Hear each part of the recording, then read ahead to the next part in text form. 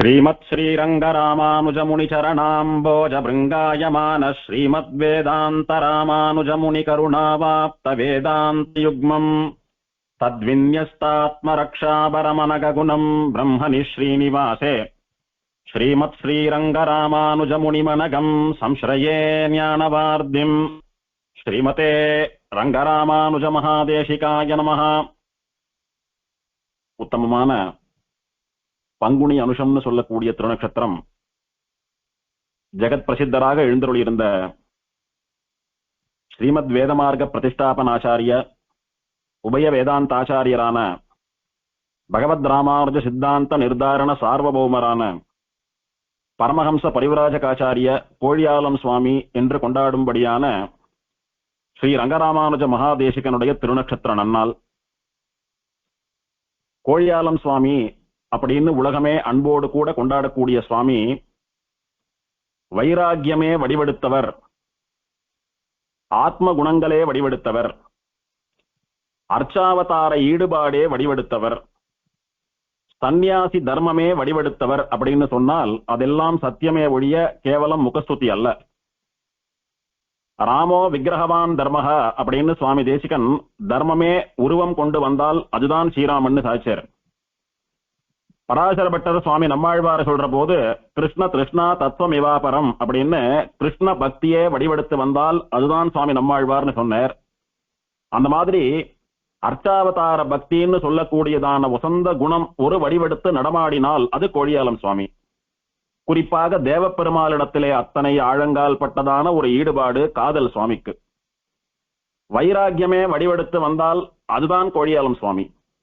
சுவாமி சன்னியாசி ஆனா விட்டு வந்த வைராகியம் அல்ல, சுவாமிக்கு ஜன்மம் சுவாமி அவதாரம் பண்ணி வளர்ந்து கொண்டு வந்த நாளில இருந்தே வைராகியம் அதிகம். அப்படி வைராகியமே வடிவெடுத்தவர். என்னைக்கு சுவாமி சன்னியாச தர்மத்தை ஸ்வீகாரம் பண்ணிண்டாரோ அன்னையிலிருந்து அந்த யதி தர்மமே வடிவெடுத்து வந்தவர் தானோ என்று சொல்லும்படியாக எழுந்தருளியிருந்தவர் கோழியாலம் சுவாமி. சுவாமி இப்போ எழுந்தருளியிருந்தால் சுவாமிக்கு 134 திருநட்சத்திரங்கள் ஆக வேண்டிய சமயம். அத்தனை காலத்துக்கு முன்னால் அவதாரம் பண்ணி சுமார் ஒரு 78 வருஷங்கள் இந்த பூமியிலே எழுந்தருளியிருந்து பரமபட்சித்தாலும் கூட சுவாமியை இன்னும் கொண்டாடின்னு இருக்கோம்னு சொன்னால் அது சுவாமியினுடைய ஆச்சாரமாகட்டும், அனுஷ்டானமாகட்டும், ஞானமாகட்டும், சுவாமி நம் சம்பிரதாயத்திற்கு அருளி செய்த கிரந்தங்களாகட்டும், சுவாமி காலக்ஷேபம் சாதித்து சமாசிரேன பரநியாசங்கள் எல்லாம் பண்ணி வைத்து நம்முடைய சம்பிரதாயத்தை பகுமுகமாக வளர்த்ததாகட்டும், சுவாமியினுடைய அர்ச்சாவதார காதலாகட்டும், சுவாமியினுடையதான அனுகிரக விசேஷமாகட்டும், இதெல்லாம் தான் இன்னைக்கும் நம்மளுக்கு சுவாமியை பத்தி பேச வைக்கிறதுன்னு சொன்னால் அது மிகையாகாது. நம்முடைய தேசிக சம்பிரதாயத்திலே முனித்திரய சம்பிரதாயம்னு சொல்லக்கூடியது திருக்குடந்தை தேசிகனாலே பிரவர்த்தனம் பண்ணப்பட்டதான சம்பிரதாயம். திருக்குடந்தை தேசிகனிடத்திலே காலக்ஷேபம் பண்ணின 3 சன்னியாசிகள் முனித்திரயங்கள் அப்படின்னு பேரு. அவள்ல நடுநாயகமாக திகழ்பவர் ஸ்ரீரங்கம் சுவாமி, வழுத்தூர் சுவாமி என்றெல்லாம் சொல்லப்படுகிற பெரிய வேதாந்த ராமானுஜ மகாதேசிகன். அந்த சுவாமியினுடைய பல சிஷ்யர்கள்ல ஒரு சுவாமி ஆண்டிக்காட்டு சுவாமின்னு சொல்லக்கூடிய சின்ன வேதாந்த ராமானுஜ மகாதேசிகன். அவருடைய பிரதானமான சிஷ்யர் கேதாண்டப்பட்டி சுவாமின்னு சொல்லக்கூடிய ஸ்ரீ ரங்கராமானுஜ மகாதேசிகன். அவருடைய பிரதான சிஷ்யர்கள்ல ஒருத்தர் திருப்பதி சுவாமின்னு சொல்லக்கூடிய ஸ்ரீ வேதாந்த ராமானுஜ மகாதேசிகன் என்கிற சன்னியாசி சுவாமி. அவருடைய பல சிஷ்யர்கள்ல பிரதானமானவர் தான் நம்முடைய கோழியாலம் சுவாமி ஸ்ரீ ரங்கராமானுஜ மகாதேசிகன் சொல்லக்கூடிய நம்முடைய ஆச்சாரிய சார்வபௌமர். திருக்குடந்தை தேசிகனுடைய வம்சம் பல கிளைகளாக பிரிந்ததே. அந்த மாதிரி ஆண்டுக்காட்டு சுவாமி மூலமாக கேதாண்டப்பட்டி சுவாமியினுடைய வம்சம் இந்த கோழியாலம் சுவாமின்னு சொல்லக்கூடியதான உத்தம ஆச்சாரியன் வரை பிரவகித்ததுன்னு சொல்லணும். இந்த சுவாமியினுடையதான வைபவத்தை அனுபவிக்க போகிறோம். சுவாமி அவதாரம் பண்ணின குலம் ரொம்ப வசந்த குலம், ரொம்ப உத்தமமான குலம். பாரத்வாஜ கோத்திரத்திலே சுவாமியினுடைய திரு அவதாரம். நம்முடைய விசிஷ்டாத்வைத சித்தாந்தத்திற்கு, நம்முடைய ஸ்ரீ வைஷ்ணவ சம்பிரதாயத்திற்கு காலக்ஷேபத்தாலும் பிரவசனத்தாலும் கிரந்தங்கள் எழுதி சம்பிரதாயத்தை வளர்க்கிறதுனாலும் வசந்த ஆச்சாரியராக எழுந்தருளியிருந்தவர் சுவாமி ஸ்ரீமன் நாதமுனிகள். நியாய தத்துவம் யோக ரகசியம்னு சொல்லக்கூடியதான 2 கிரந்தங்களை அருளி செய்து ஆயிரக்கணக்கானவர்களுக்கு சமாசிரயண சரணாகதிகளை பண்ணி வைத்து காலக்ஷேபங்கள் சாதித்து நம்முடைய சித்தாந்தத்திற்கு தூண் போலே எழுந்தருளியிருந்தவர் ஸ்ரீமன் நாதமுனிகள். அந்த ஸ்ரீமன் நாதமுனிகளினுடைய மாமனார் சுவாமிக்கு வங்கீபுரத்து ஆட்சி அப்படின்னு திருநாமம். அந்த சுவாமி பாரத்வாஜ கோத்திரத்தை சேர்ந்தவர். அவருடைய வம்சத்திலே அவதாரம் பண்ணினவர் நம்முடைய கோழியாலம் சுவாமி. ஸ்ரீபாஷ்யக்காரரான ராமானுஜராலே 74 சிம்மாசனாதிபதிகள் நியமிக்கப்பட்டு நம்முடைய சம்பிரதாய பிரவச்சனத்தை பண்ணும்படியான காரியத்திலே ஈடுபடுத்தப்பட்டார்கள். அதிலே பிரதானமானவர்களிலே ஒருத்தர் ஸ்ரீ வங்கீபுரத்து நம்பி என்று சொல்லக்கூடிய சுவாமி. வங்கி வம்சேஸ்வரர்னு பேர் அவருக்கு. அந்த சுவாமி வங்கி வம்சேஸ்வர காரிகைன்னு சொல்லக்கூடிய ஆன்மீக ஸ்லோகங்களை அருளி செய்திருக்கிறார். ஆன்மீகம் அப்படின்னா ஒரு ஸ்ரீ வைஷ்ணவ பிராமணன் கார்த்தால எழுந்துன்றதிலிருந்து ராத்திரி படுத்துக்கிற வரைக்கும் என்னென்ன அனுஷ்டானங்கள் எந்த முறையில எந்த மந்திரங்களை கொண்டு பண்ண வேணும் என்கிற பிரக்கிரியை. ஒரு ஸ்ரீராம நவமி, நிருசிம்ம ஜெயந்தி, ஸ்ரீ ஜெயந்தி இந்த மாதிரி விசேஷ அனுஷ்டானங்கள் எப்படி பண்ணணும், கிருத்திகா தீப ஆராதனை எப்படி பண்ணணும், விரதங்களை எப்படி கணக்கிடுறது, அந்த மாதிரி ஸ்ரீ வைஷ்ணவர்களுடைய நித்திய நைமித்திக அனுஷ்டானங்களை சிக்ஷிக்க கூடியதான கிரந்தத்திற்கு ஆன்மீகம் அப்படின்னு பேரு. டெய்லி ரொட்டீன்ஸ் அர்த்தம். அத ஸ்ரீபாஷ்யக்காரருடைய திருவுள்ளப்படி சாஸ்திர சம்பிரதாய பிரமாணங்களை கொண்டு சுமார் 150க்கும் மேற்பட்ட ஸ்லோகங்களாலே இந்த வங்கீபுரத்து நம்பின்னு சொல்லக்கூடிய சுவாமி தொகுத்து வைத்தார்.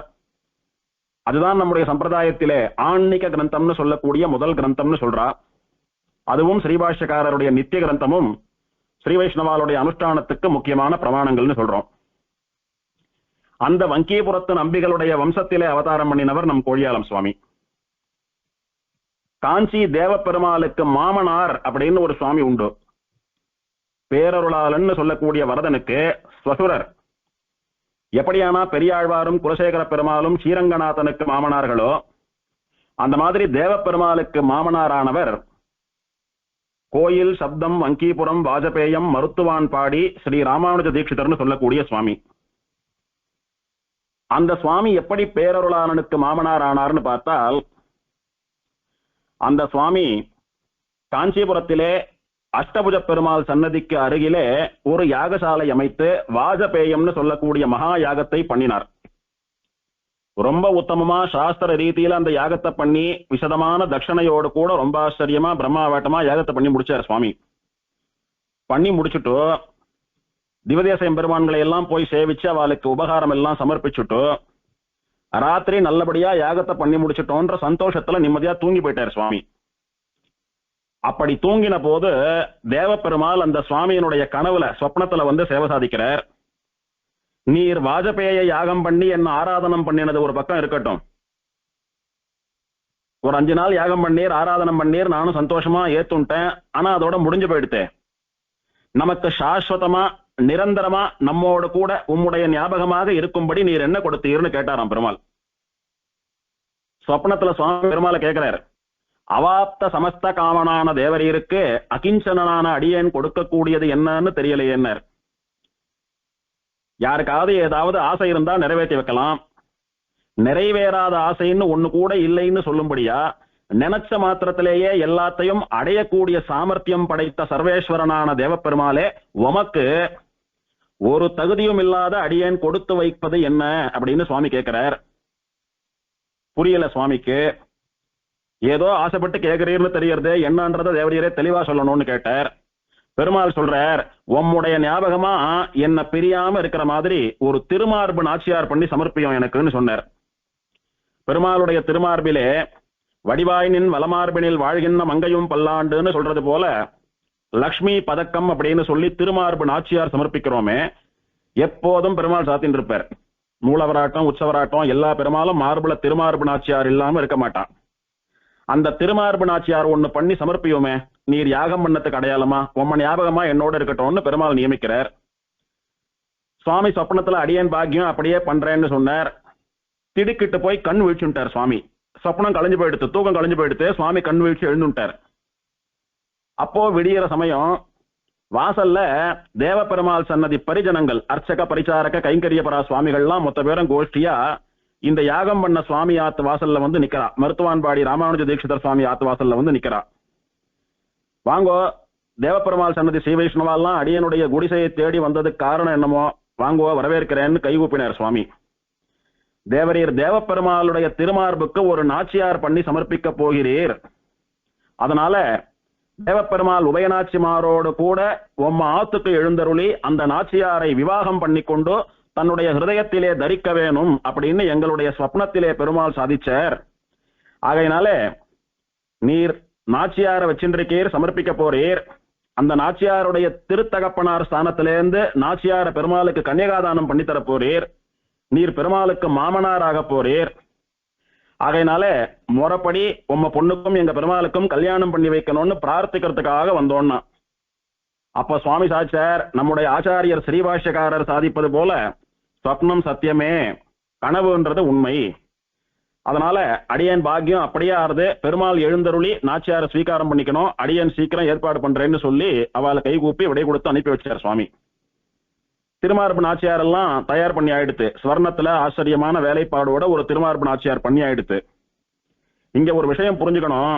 நாம ஏதோ பெருமாளுக்கு ஒரு டாலரோ ஒரு நெக்லஸோ ஒரு செயினோ சமர்ப்பிக்கிறது போல ஒரு ஆபரணம், ஒரு அலங்கார வஸ்துவல்ல திருமார்பு நாச்சியார்னு சொல்லக்கூடியவள்.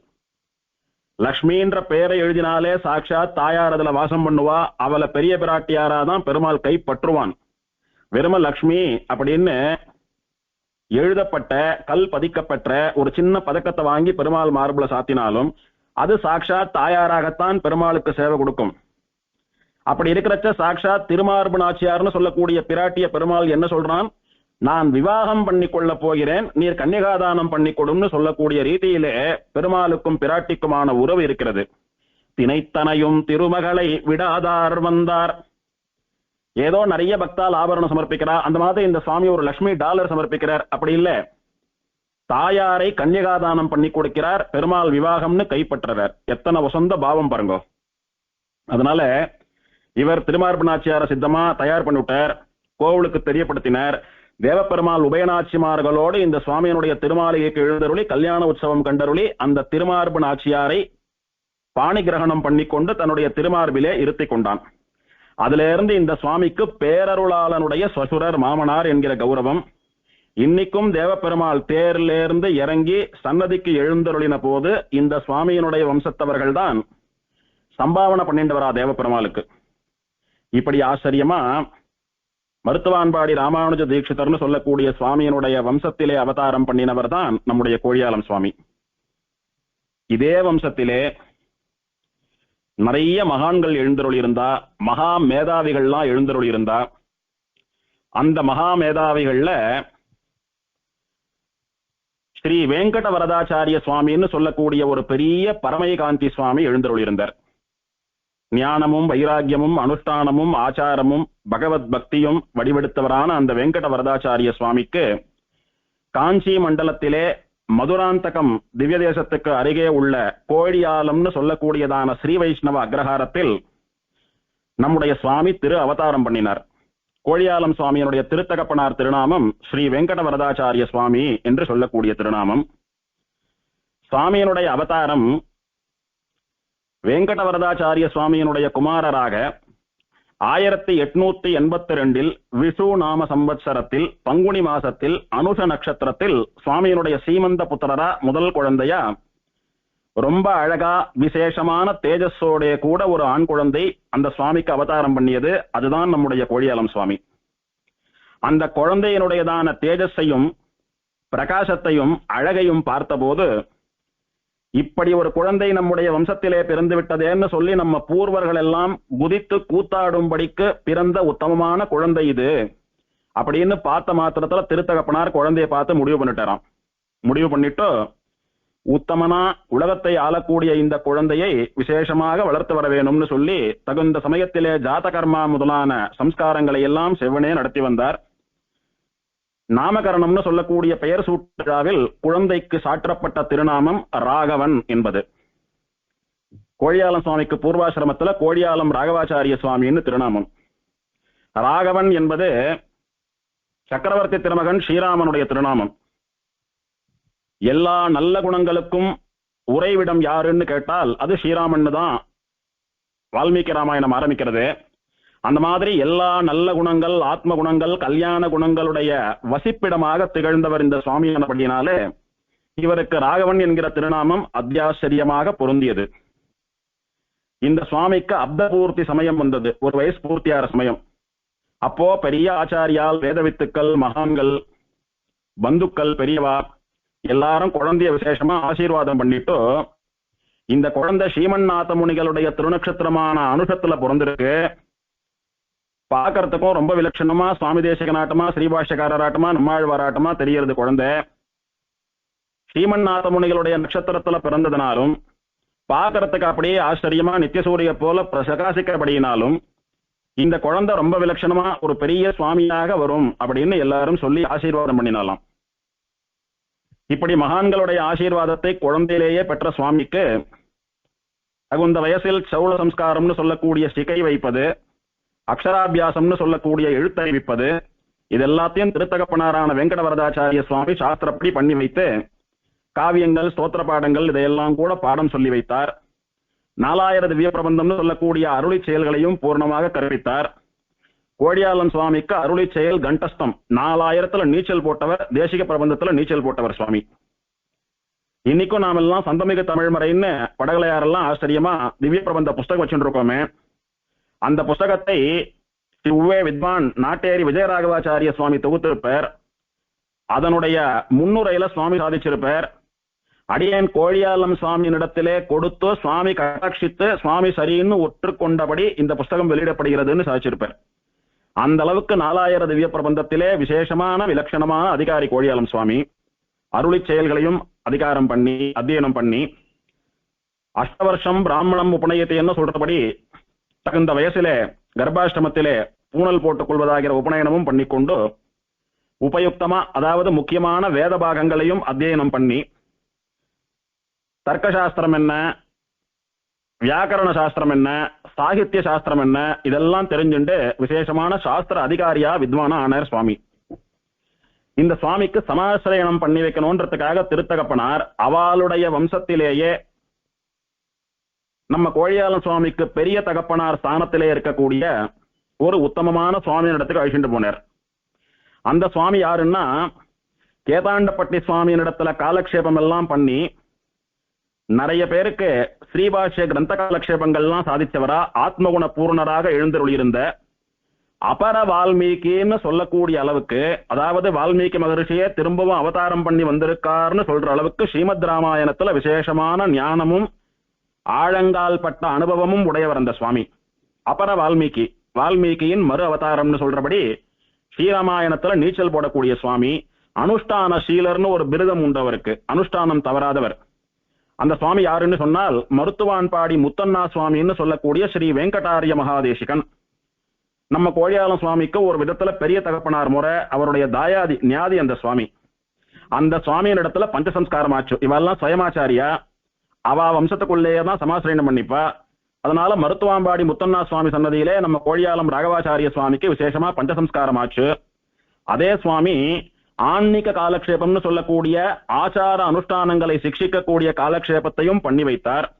அன்னையிலிருந்து நம்ம சுவாமி விடாமல் அனுஷ்டானங்களையும் ஜபங்களையும் ரகசிய மந்திர ஜபங்களையும் பண்ணிக்கொண்டு ஆச்சார அனுஷ்டானத்தோட கூட பரம பவித்திரராக எழுந்தருளியிருந்தார். தகுந்த வயசு வந்த உடனே ஸ்ரீவத்ச கோத்திரத்திலே சக்கரவர்த்தி குலத்தை சேர்ந்த ஒரு கன்யகாரத்னம்னு சொல்லக்கூடிய ஒரு பெண்மணியை சுவாமிக்கு திருத்தகப்பனார் கல்யாணம் பண்ணி வைத்து சுவாமி கிரகஸ்தாசிரம தர்மங்களை எல்லாம் விடாது அனுஷ்டித்து வந்தார். இப்போ மருத்துவான்பாடி முத்தண்ணா சுவாமின்னு சொல்லக்கூடிய ஆச்சாரியருக்கு வயசு ரொம்ப ஜாஸ்தி ஆயிடுச்சு. அந்த சுவாமியால முன்ன போல காலக்ஷேபங்கள்லாம் சொல்ல முடியாத நிலைமை. நம்ம கோழியாலம் ராகவாச்சாரிய சுவாமியோ பால்யம், இனிமேல் தான் இவர் காலக்ஷேபங்கள்லாம் பண்ணணும். ஆனா ஆச்சாரியனுக்கு திருமேனி இப்படி இருக்கிறதே, இனியும் கிராமத்திலேயே இருந்தோமானா குழந்தையினுடையதான வேதாந்த காலக்ஷேபம் எல்லாம் பாதிக்கப்படும்னு திருத்தகப்பனார் மனசுல நினைச்சுட்டு உத்தம திவ்யதேசமாய் மகா வித்வான்கள் ஆச்சாரிய சிரேஷ்டர்கள் எல்லாம் மலிந்து கிடப்பதான காஞ்சிபுரத்துக்கு போலாம் அப்படின்னு தீர்மானம் பண்ணினார். அந்த சமயத்திலே ஜோதிஷ சாஸ்திரத்துல நல்ல வல்லுநர்களாக இருக்கக்கூடிய சில ஸ்ரீ வைஷ்ணவாளிடத்துல நம்ம கோழியால ராகவாச்சாரிய சுவாமியினுடைய ஜாதகத்தை பல தடவை காட்டினார். குழந்தையினுடைய எதிர்காலம் எப்படி இருக்கிறது, குழந்தை எப்படி வருவான், குழந்தைக்கு எதுல பிரவருத்தி, என்ன மார்க்கத்துல போவான்னு பார்த்து சொல்லுங்க அப்படின்னு கேட்டபோது எல்லாரும் சொன்ன ஒரே வார்த்தை, குழந்தை ரொம்ப புகழ்பெற்ற சுவாமியாக வரப்போறான், குழந்தைக்கு சந்நியாச யோகம் உண்டு, இவன் பெரிய சன்னியாசியா வரப்போறான், பெரிய ஆச்சாரிய புருஷனா வந்து நிறைய பேர் எம்பெருமானுடைய திருவடிகளை அடைவதற்கு காரணமாக இருக்க போகிறான், அதுக்கு தேவையான யோகியதைகளை எல்லாம் குழந்தைக்கு ஏற்பாடு பண்ணி வைக்க வேண்டியது ரொம்ப பொருத்தமா இருக்கும்னு எல்லாரும் சொன்னான்.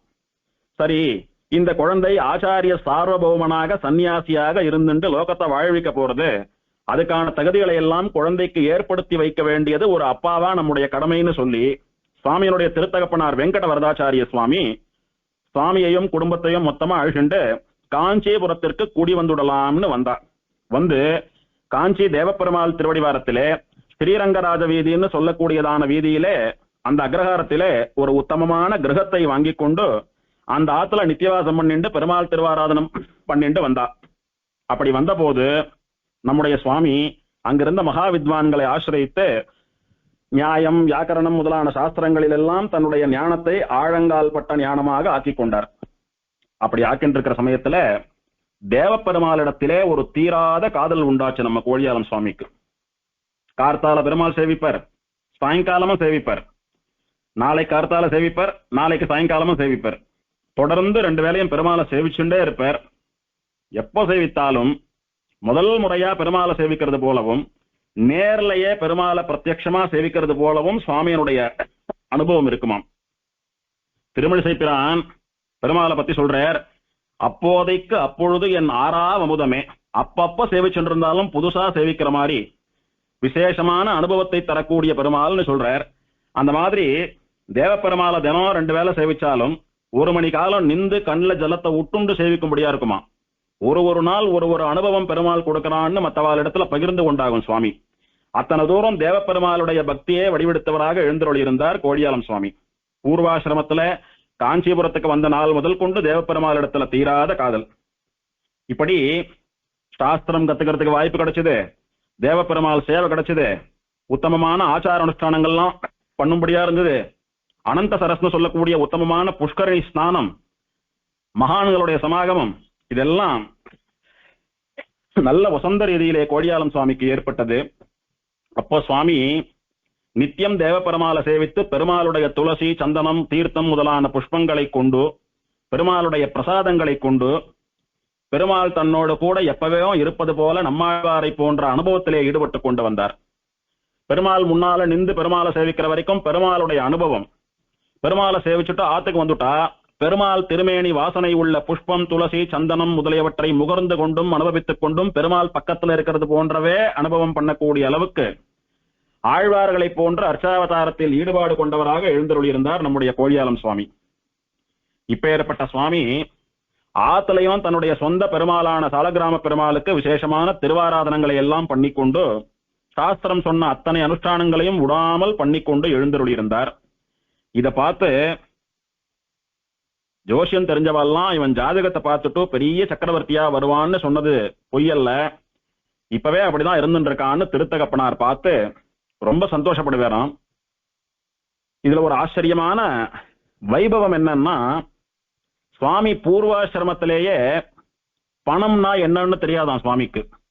எப்படி பணம் சம்பாதிக்கிறது, என்ன பண்ணா பணத்தை மிச்சப்படுத்தலாம், எப்படி பணம் சம்பாதிக்கலாம், உபன்யாசம் பண்ணா பணம் கிடைக்குமா, காலக்ஷேபம் பண்ணா பணம் கிடைக்குமா, இதெல்லாம் சுவாமிக்கு என்னன்னே தெரியாதான். ஏதோ அல்ப வருமானமா இருந்தாலும் என்ன வருமானம் இருக்கோ அதை கொண்டு பெருமாள் திருவாராதனம் பண்ணி ஷார்டர் அப்படின்னா ஆயிடுத்து கதை. இதை வாங்கறதுக்கு என்ன பண்ண போறோம், அதை வாங்கறதுக்கு என்ன பண்ண போறோம், நாளைக்கு என்ன பண்ண போறோம், இந்த மாதிரியான சிந்தை சுவாமிக்கு சின்ன வயசுல இருந்து இருந்ததே கிடையாது. இத்தனைக்கும் சுவாமி பெரிய சக்கரவர்த்தி பெரிய பணக்காரர் எல்லாம் இல்ல, ரொம்ப சாதாரணமான குடும்பத்தை சேர்ந்தவர். அப்படி பணத்துல ஆசை இல்லாமல் பூர்வாசிரமத்திலேயே சன்னியாசி போல வாழ்ந்து வந்த பெருமை சுவாமிக்கு உண்டு. இப்பேற்பட்ட சுவாமிக்கு சமாசிரயணம் ஆயிடுத்து, உபயுக்தமா வேத பாராயணம் ஆயிடுத்து, அருளி செயல் பூர்த்தியா வாசிச்சாயிடுத்து, தேசிக பிரபந்தம் ஆயிடுத்து, சாஸ்திரம் எல்லாம் வாசிச்சாயிடுத்து, காவிய நாடகங்கள்லாம் வாசிச்சாயிடுத்து, கல்யாணம் ஆயிடுத்து, நித்திய அனுஷ்டானம் தவறாம பண்ணிட்டு இருக்கார். இனி என்ன பாக்கி? வேதாந்த காலக்ஷேபமும் ரகசியத்ரயசார காலக்ஷேபமும் தான் பாக்கி சுவாமிக்கு. அப்படி இருக்கிற நாள்ல காஞ்சிபுரத்துல ஆண்டவன் ஆசிரமத்தில தேரெழுந்தூர் ஆண்டவன் சொல்லக்கூடிய நம்மாண்டவன் ஸ்ரீ வேதாந்த ராமானுஜ மகாதேசிகன் எழுந்தருளி இருந்த காலம். அப்போ ஸ்ரீரங்கராஜ வீதியில ஆண்டவன் ஆசிரமத்துல தேரெழுந்தூர் சுவாமி எழுந்திருக்கிறச்ச நம்ம கோழியாளன் சுவாமி கிரகஸ்தரப்போ சின்ன வயசு சுவாமிக்கு ஒரு 20 வயசு கிட்ட இருக்கும். அப்போ தினமும் போய் அந்த ஆண்டவனை போய் சேவித்து அவர்கிட்ட நல்ல விஷயங்கள்லாம் கேட்டுக்கிறது வழக்கம். தினமும் போறது, சுவாமியை சேவிக்கிறது, நல்ல விஷயங்கள்லாம் கேட்கறதுன்னு அப்படி இருந்துட்டு இருந்தார். ஒரு நாள் தேரெழுந்தூர் ஆண்டவன் கேட்டாராம், ராகவா, நீ வேற சம்பிரதாயத்தை சேர்ந்தவன், அதனால நீ எப்படியும் என்ன ஆசிரியிச்சு காலக்ஷேபம் பண்ண போறது இல்ல. உங்க சம்பிரதாயத்தை சேர்ந்த ஒரு பெரிய சுவாமி தாத்தா சுவாமின்னு பேரு, அப்படின்னா தாத்தாச்சாரிய சுவாமியாக இருந்தவர் சன்னியாசம் வாங்கிட்டு திருப்பதி சுவாமியாக அவதாரம் பண்ணியிருக்கார். அவர் காஞ்சிபுரத்துக்கு வந்திருக்கார். இப்போ ரொம்ப பிரசித்தரா கேதாண்டப்பட்டி சுவாமியினுடைய சிஷ்யராக இருக்கக்கூடிய தாத்தா சுவாமி நம்ம காஞ்சிபுரத்துக்கு எழுதிருக்காரு. இப்போ உங்க வம்சம்தான் அந்த சுவாமி. அந்த சுவாமியை ஆசிரியிச்சு நீ காலக்ஷேபம் பண்ணலாமே. பண்ணலாமே என்ன, பண்ணணும், அவசியம் பண்ணணும். அந்த சுவாமி கிட்ட போய் சேவிச்சு காலக்ஷேபம் சொல்லணும்னு பிரார்த்தி, அவசியம் உனக்கு நடக்கும். இன்னொன்னு சொல்றேன், நானும் சுவாமி எங்கேயானும் பாக்குறச்ச உனக்கு காலக்ஷேபம் சொல்ல சொல்லி சுவாமிகிட்ட பிரார்த்திக்கிறேன். சுவாமி காலக்ஷேபம் ஆரம்பிச்சாதான் நீ மறுபடியும் என்ன வந்து பார்க்கணும். சுவாமி எப்ப காலக்ஷேபம் ஆரம்பித்து ஒரு நாள் காலக்ஷேபத்தை அட்டன் பண்ணிட்டு தான் நீ திரும்ப இங்க வர. அது வரைக்கும் என்ன பாக்குறதுக்கு நீ வர வேண்டாம்னு சொல்லிட்டாராம் சுவாமி. இது என்ன இவ்வளவு பெரிய மகான தினமும் போய் சேவிச்சுட்டு இருந்தோம், நல்ல வார்த்தை எல்லாம் சொல்லிட்டு இருந்தார், திடீர்னு இப்படி சொல்லிட்டாரு. இதுல இருந்து காலக்ஷேபம் பண்றது எவ்வளவு முக்கியம்னு நம்ம சுவாமி மனசுல பட்டது. இந்த சமயத்துல காஞ்சிபுரத்துல புஷ்கரணியில திருப்பதி சுவாமி கேதாண்டப்பட்டி சுவாமியினுடைய சிஷ்யரான திருப்பதி சுவாமி ஸ்ரீ வேதாந்த ராமானுஜ மகாதேசிகன் சன்னியாசி சுவாமி தீர்த்தாமாடின் இருக்கார். அப்போ தேரெழுந்தூர் ஆண்டவன் வேதாந்த ராமானுஜ மகாதேசிகனும் தீர்த்தாமாடுறதுக்கு புஷ்கரணிக்கு எழுதினர். தீர்த்தாமாடின் இருக்கிறச்ச ரெண்டு சுவாமிகளும் பரஸ்பரம் பேசிக்கிறா. அப்போ நம்ம கோடியாள ராகவன் சொல்லக்கூடிய குழந்தை வசந்த வம்சம் பெரிய சுவாமியின் இடத்துல சமாசிரயணம் பண்ணிட்டு திவ்ய பிரபந்தம் எல்லாம் அத்தியனம் பண்ணி நல்ல அதிகாரியா இருந்து ஆச்சார அனுஷ்டானத்தோடு இருந்துட்டு இருக்கான். பெரிய சன்னியாசியா பெரிய ஆச்சாரியனா வரக்கூடியதான யோகம் எல்லாம் இருக்கு. அந்த குழந்தைக்கு ஆச்சாரியனால காலக்ஷேபம் சொல்ல முடியல, வயசான காலம். அந்த குழந்தையினுடைய ஆச்சாரியனும் கேதாண்டப்பட்டி சுவாமியினுடைய சிஷ்ய பரம்பரை தான். தேவரீரும் கேதாண்டப்பட்டி சுவாமியினுடைய சிஷ்ய பரம்பரை தான். அதனால ஒரே பரம்பரையா இருக்கிறபடினால தேவரீர் அடியனுக்காக அந்த பையனுக்கு காலக்ஷேபம் சொல்லி அவனை பெரிய அதிகாரியாக்கணும்னு பிரார்த்திச்சாராம். ஒரு சிஷ்யருக்காக ஒரு ஆச்சாரியர் இன்னொரு ஆச்சாரியர் இடத்துல பிரார்த்திக்கிறதுன்னு சொல்லக்கூடியதெல்லாம் எத்தனை பெரிய வரம் தெரியுமா? அது ஏதோ தெய்வமே நமக்காக வந்து இன்னொரு தெய்வத்துக்கிட்ட சிபாரிசு பண்ற மாதிரி இருக்கு. அப்படி பிரார்த்திச்சார். அவசியம் உடனே நான் காலக்ஷேபம் சாதிக்கிறேன்னு திருப்பதி சுவாமியை ஒத்துட்டார். இது தெரியாம நம்ம கோழியாளம் ராகவாச்சாரிய சுவாமி திருப்பதி சுவாமி எழுந்திருக்கிற இடத்துக்கு போய் அவரை சாஷ்டாங்கமா விழுந்து சேவிக்கிறார். ஏதோ பழம் உபகாரம் எல்லாம் சமர்ப்பித்து திருத்தகப்பனாரோட கூட போய் கோழியாளம் சுவாமியும் திருத்தகப்பனார் சுவாமியும் திருப்பதி சுவாமியை சேவிக்கிறார். இந்த திருப்பதி சுவாமியை பத்தி அவசியம் சொல்லியானும்.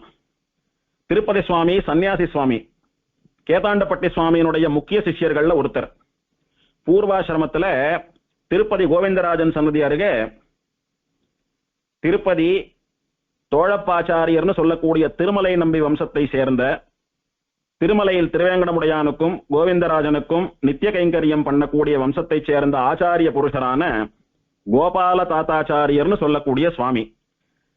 அவர் திருச்சானூருக்கு கேதாண்டப்பட்டி சுவாமி ரங்கராமானுஜ மகாதேசிகன் எழுந்தருளி இருந்த போது அவரிடத்துல ஸ்ரீபாஷ்யம் முதலான எல்லா கிரந்தங்களையும் காலக்ஷேபம் கேட்டு வைராக்கியம் அதிகமா போய் அவரிடத்திலேயே சன்னியாசாஸ்திரமம் வாங்கிண்டு அவர் நியமனத்தின்படி திருப்பதி திருச்சானூர்ல எல்லாம் பல பேருக்கு வேதாந்த காலக்ஷேபம் ரகசிய காலக்ஷேபம் சாதித்த பெரிய சன்னியாசி சிம்மம் ஆச்சாரியர் அந்த சுவாமி.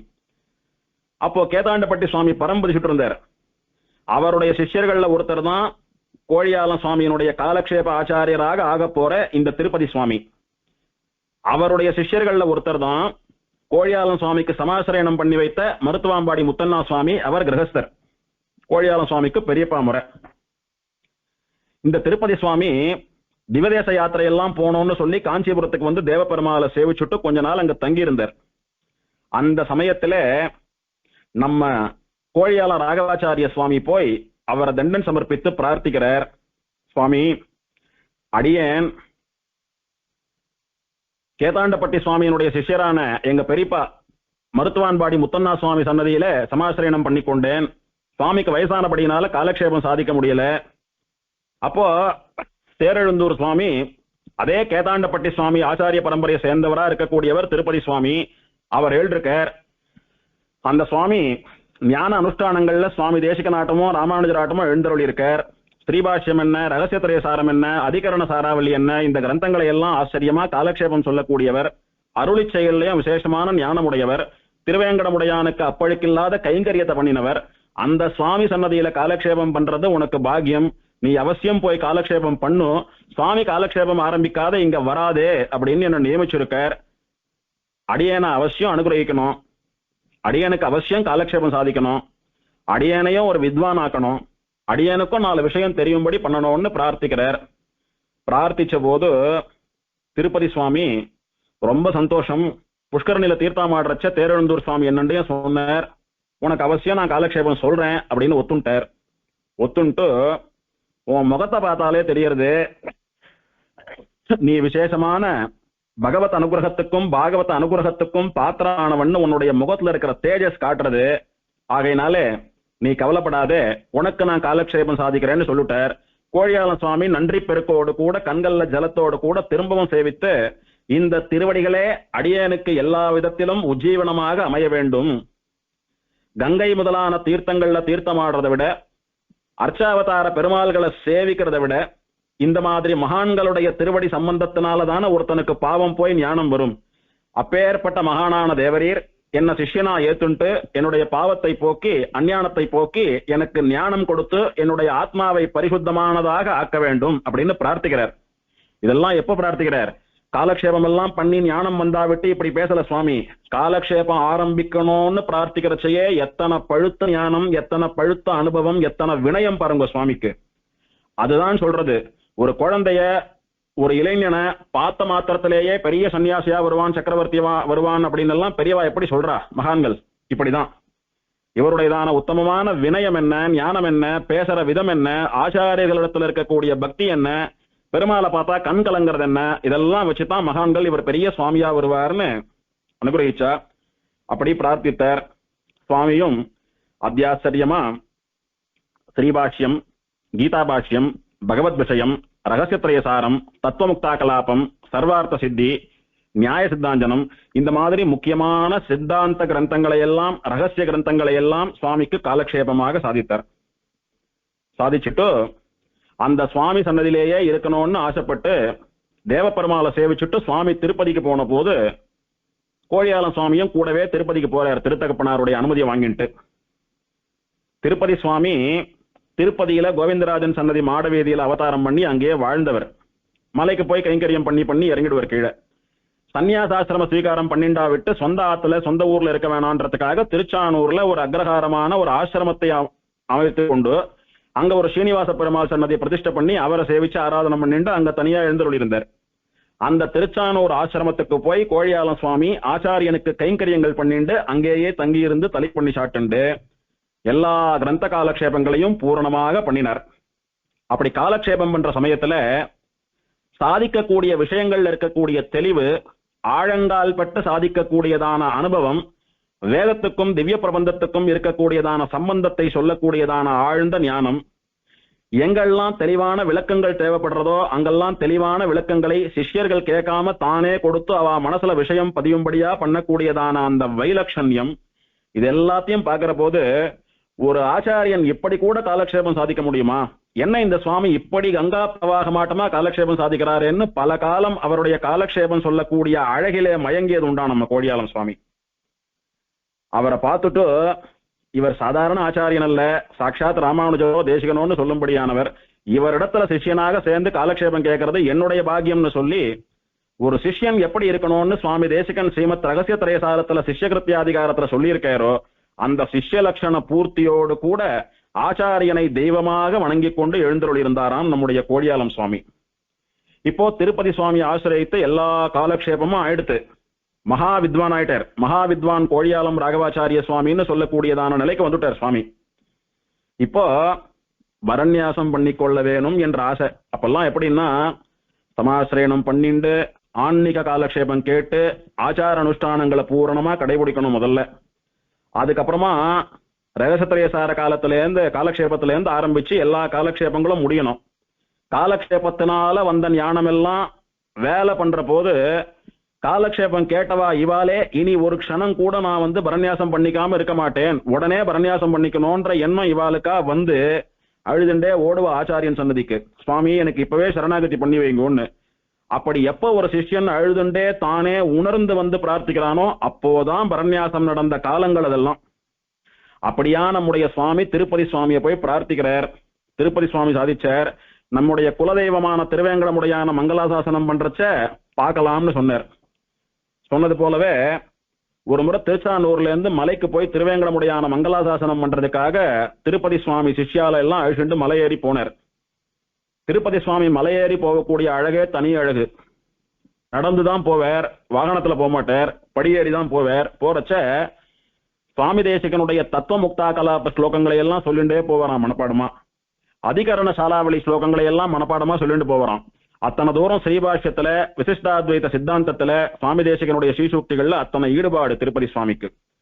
போய் வெள்ளிக்கிழமை பெருமாள் திருமஞ்சனத்தை பூரணமா சேவிப்பறான் திருப்பதி சுவாமி. அந்த மாதிரி போறச்ச நம்ம கோழியால மகாவித்வான் ராகவாச்சாரிய சுவாமியும் கூட அழிச்சுட்டு போறார். அழிச்சுட்டு போய் என்னுடைய குலதெய்வமாக இருக்கக்கூடிய திருவேங்கடமுடையான் அவனுடைய திருவடிவாரத்துலதான் உமக்கு எல்லா காலக்ஷேபமும் ஆச்சு.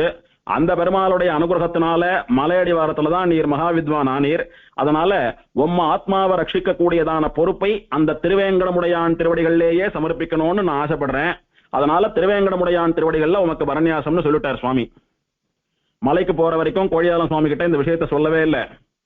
மலையில பெருமாள் மங்களாசாசனம் எல்லாம் ஆனா விட்டு கோழியாலம் சுவாமியை தனியா கூட்டு சொல்றார். கோழியாலம் சுவாமிக்கு அப்ப வந்த ஆனந்தத்துக்கு அளவே இல்லை. கைகால் உடம்பெல்லாம் நடுங்க ஆரம்பிச்சுடுத்தான். கண்ணில் அப்படியே ஜலம் அப்படியே தாரதாரையா கொட்டுறதான். என்ன இப்பேற்பட்ட விசேஷ அனுகிரகம்! இந்த திருவேங்கடமுடையான் எங்கேயோ காஞ்சிபுரத்துக்கு அருகே கிராமத்தில் பிறந்த என்னை தன்னுடைய திருவாடிவாரத்திலே அழைத்து வைத்துக் கொண்டு எல்லா காலக்ஷேபங்களையும் ஆச்சாரியன் சாதிக்கும்படியா பண்ணி என்னையும் மகாவித்வான் ஆக்கி எனக்கு பரநியாசத்தையும் பண்ணி வைக்கப்பட்டு மோட்சமும் தரத்துக்காக காத்துருக்கானே, என்னை இந்த திருவேங்கடமுடையானுடைய பரிபூர்ண அனுகிரகம். பெருமாள் எனக்கு இத்தனை அனுகிரகம் பண்ணும்படியா நான் அப்படி என்ன பண்ணிவிட்டேன்னு கோழியாலம் சுவாமி உருகி போயிட்டாராம். திருப்பதி சுவாமி மலையில தீர்த்தக்கார சுவாமி, முதல் மரியாதை முதல் தீர்த்தம் உண்டவருக்கு பூர்வாசிரமத்துல திருமல நம்பி வம்சமானபடினாலே. அதோடு கூட சன்னியாசியா பெரிய காலக்ஷேபம் சாதிக்கக்கூடிய ஆச்சாரியரா கேதாண்டப்பட்டி சுவாமி சிஷ்யராக இருந்தவர். இப்படி பல விசேஷங்கள்னால சுவாமியின் இடத்துல எல்லாரும் ரொம்ப பக்தியோட மரியாதையோட இருந்தாலாம். அர்ச்சக சுவாமியின் இடத்துல சொன்னாராம், இவருக்கு நான் பரநியாசம் பண்ணி வைக்க போறேன்னு சொல்லவே அடியேன் ஓரமா வந்துடுறேன், சுவாமி பெருமாள் கிட்ட போய் பரநியாசம் பண்ணி வைக்கலாம்னு அர்ச்சகர் ஒதுங்கிட்டார். சுவாமி குலசேகரன் படி தாண்டி போய் திருவேங்கடமுடையானுக்கு முன்னாலே நம்ம சம்பிரதாயப்படி கோழியாலம் ராகவாச்சாரிய சுவாமிக்கு பரசமர்ப்பணத்தை பண்ணி வச்சார். பண்ணிட்டு உம்ம ஆத்மாவை ரட்சிக்கிறதான பொறுப்பை திருவேங்கடமுடையான் ஏத்துட்டான். இனி நீர் அவனுடைய சொத்து, உம்ம பத்தி நீர் கவலைப்பட வேண்டாம், தன் சொத்தை பத்தி கவலைப்பட்டு அதை ரட்சிக்க வேண்டிய பொறுப்பு அந்த ஸ்ரீனிவாசனுடையது, அவன் திருவடிகளே கதியன் இருங்கோன்னு சொல்லி சிஷ்யர் அனுகிரகிச்சுட்டார் திருப்பதி சுவாமி. இப்படி சுவாமிக்கு பரநியாசமாச்சு.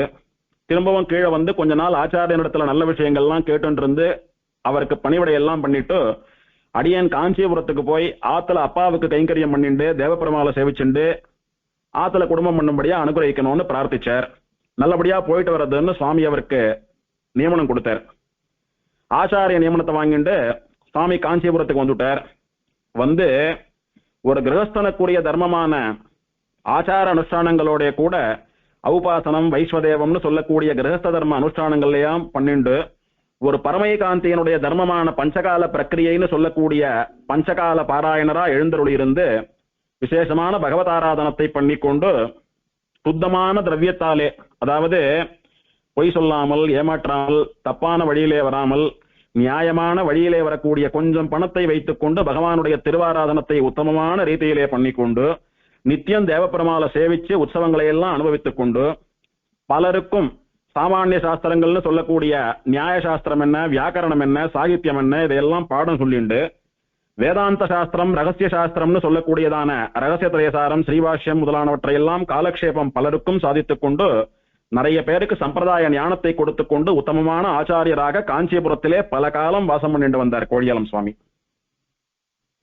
அப்பேற்பட்ட சமயத்துல திருப்பதி சுவாமியினுடைய நிலைமை கொஞ்சம் மோசமாயிடுத்து. சுவாமிக்கு வயசு ரொம்ப ஜாஸ்தி ஆயிடுத்து. சுவாமி பரம்பதிக்கிற மாதிரி திசை வந்துடுத்து. அப்போ திருச்சானூர்ல ஆசிரமத்துல இருக்கிற சிஷ்யா கிட்ட சொல்றாரு சுவாமி, எனக்கு உடம்பு வந்துடுத்து, நான் இன்னும் ரொம்ப நாள் இருக்க மாட்டேன், நான் பரம்பதிக்கிற சமயம் வந்துடுத்து, அதனால நம்முடைய ஆசிரம பொறுப்பை ஒப்படைக்க வேண்டிய பொறுப்பு எனக்கு இருக்கு. இந்த விஷயத்த அவசியம் பெருமாள் கோவிலுக்கு தெரியப்படுத்தணும், என்னுடையதான தசைய காஞ்சிபுரத்துக்கு தெரியப்படுத்தணும்னு சொன்னேராம். காஞ்சிபுரத்துக்கு தெரியப்படுத்தணும்னா என்ன அர்த்தம்னா, இவருடைய சிஷ்யரா அடுத்த ஆச்சாரியரா வரப்போற கோழியாலம் ராகவாச்சாரிய சுவாமிக்கு தெரியப்படுத்தணும்னு அர்த்தம். அடியான் அப்படியே பண்ணிவிடுறேன்னா சிஷ்யா. அப்போ திருப்பதி சுவாமி அந்த சிஷ்யரை கூட்டு சொல்றார், என்னுடைய பிரிய சிஷ்யரான கோழியாலம் ராகவாச்சாரியர் புகவண்டி ஏறுற வழக்கம் எல்லாம் கிடையாது, ட்ரெயின் எல்லாம் ஏறி வரமாட்டார். அவர் ரொம்ப ஆச்சாரம், நெருப்பலம்பின் ஆச்சாரம், நடந்தே வரணும்னு பார்ப்பார்.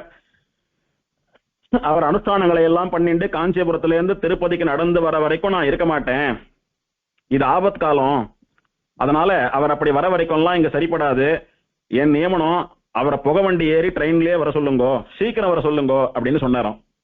உடனே வா தந்தி எல்லாம் கொடுக்குறா. இந்த விஷயம் காதுல விழுந்த உடனே கோழியாலம் சுவாமி கதறி போயிட்டார்.